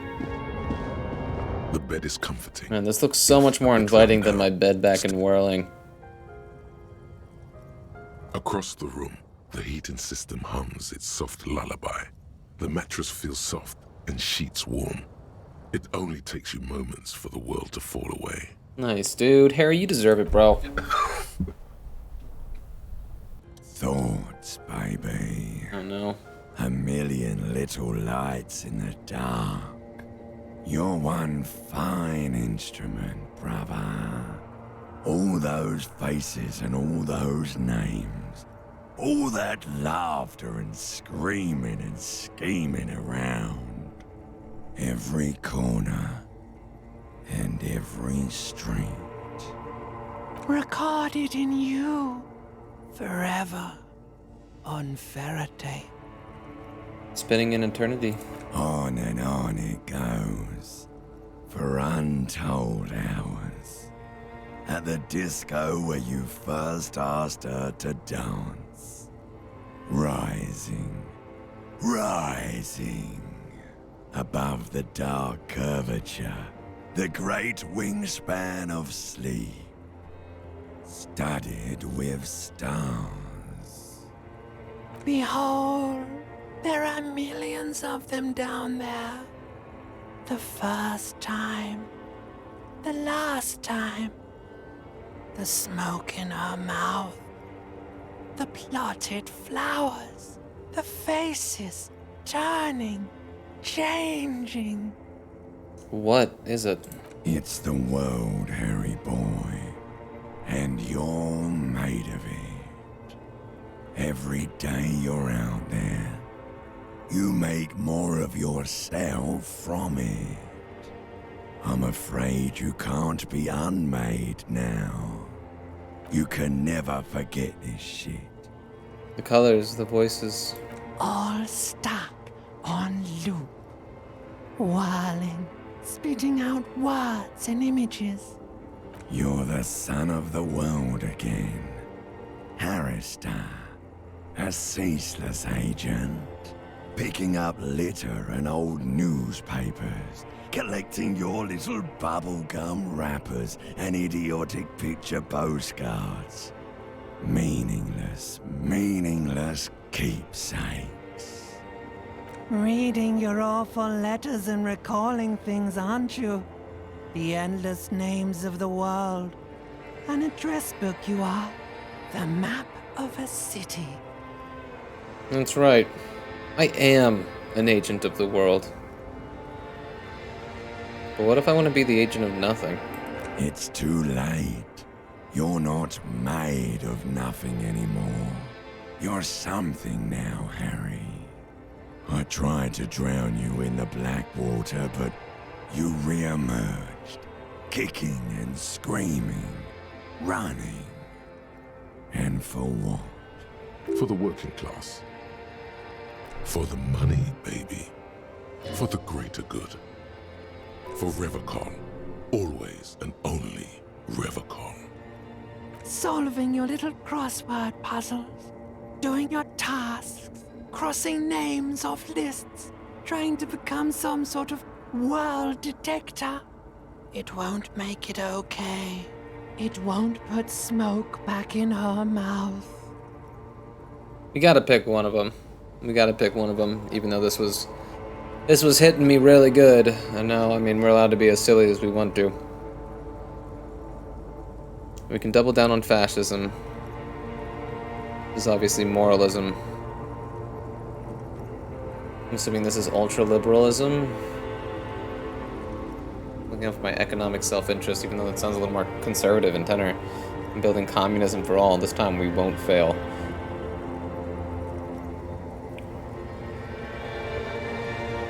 Should we go for the fascist take? See where it takes us? That was our first love in this game, was fascism. Let's just see where it goes. I can't give up. I have to keep going. But Revachol. Oh, there he goes again. He's a real political animal, our Harry. Harry. He still doesn't see that it's the world that's changing him. He's got no idea what he's in for. Why? 'Cause only love can break your heart. Feel the pillow under your cheek. Beep, beep, beep. The alarm is ringing, Harry. The disco circus goes on and on. You barely slept 3 hours last night. Do it for the picture puzzle. Put it all together. Solve the world. One conversation at a time. In your eyes. I love those. Those are so good, dude. Like, they're so well written, and they're so sad. I mean, I thought choosing fascism there at the end might be a little more consequential. It turned out not to be. You were right, brother. There's a sudden tightness in your lower intestine. What's going on? Back there, in your sleep. All the weak-willed delinquents, dilly-dalliers, foreign money. Looks like it is having a little more consequence. Anarchists. And yes, the Women. They've run this place to ruin.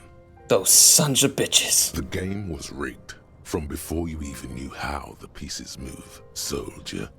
The tightness spreads to your gut. I do feel like everything's gone to shit. It has, brother. But we are going to turn back time. A solemn gurgle emanates from your stomach. I will send you back to the time when the sun had not yet vanished, when it was still setting into the sea. The time of the suzerain, the time when love was still possible. Think of all the possibilities.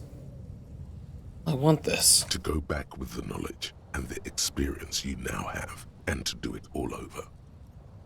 Do it richtig this time. Richtig. Protect the suzerainty, clean up the city, revive disco music, and get her back. You could save Revachol. You could be the man, brother. My facial hair didn't grow back. Ripped that. No one. Don't ask about her. Wait, get who back? You fool. Mm-hmm. Second chances are not about questions. They are about actions. Are you ready to start taking action, brother? Okay. How do we do this? There must be others like you. Men who long for the days when words like loyalty and love meant something. We have $26 right now? Anyway. People whose yearning for the past is so great they barely live in the present. Those are the men you need to find. Those are the guys who know. So how do I find these men? Think. Maybe you've already met someone like that. No one misses the good old days like Renee. Now we're making bank. A man with guts and a memory. I felt it too. Now they're just going down the he could be a racist treasure trove of wisdom. Who else?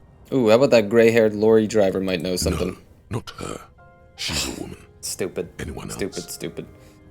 No, I'm not fucking... How about the racist, though? Bullseye. A reassuring rumble in your guts.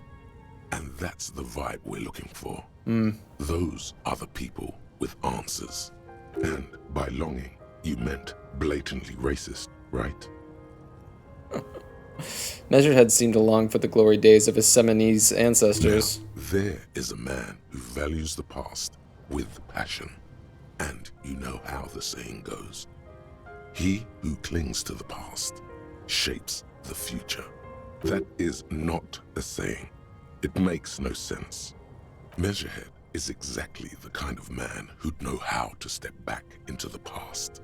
No one else comes to mind. Okay, don't worry. That's what your gut is for. Feeling these things out. Let me be your eyes, and when I know for sure someone's got that special something, I'll tip you off. Thanks, bro. 3 to 4 traditionalists should do it. No need to go crazy with those guys. Alright, I'm in. History will remember us, and this time we don't have to worry about her being kind. Praeterea Redia, Kingsman. Charge for Revachol. Charge for love. LOL. Let's see. Turn back the wheels of time. So it looks like these things actually wound up being a little more consequential than I anticipated. Fascism, baby. I'm not regretting that decision at all.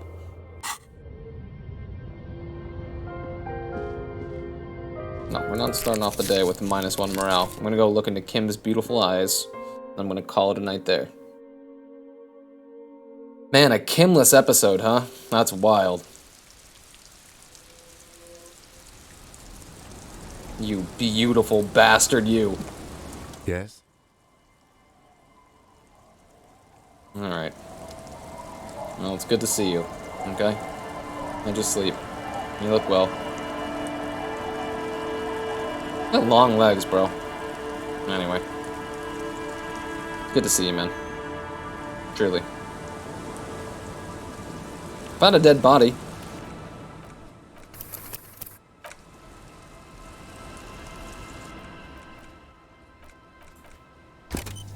What a game. Oh, well, that was fun, ambling around in the dark. I'm getting to interact with some crazy, druggy, ravey type of kids. It's fun as shit. That church is so beautiful. Actually turning that into a club's gonna be fun. Whatever that entails. But yeah. Day 4, Thursday morning, yo. We gotta start cracking on the case a little bit. We didn't do too much for the case this episode. So we'll get back on that next time, for sure. Still cracking away, baby. Disco Elysium. This is the Disco Elysium experience. Having dreams of fascism, and now we're like, yes, let's manifest in the world. Absolutely. That's how it be. Alright, team. Thanks for watching, yo. I'm gonna head to bed. Peace.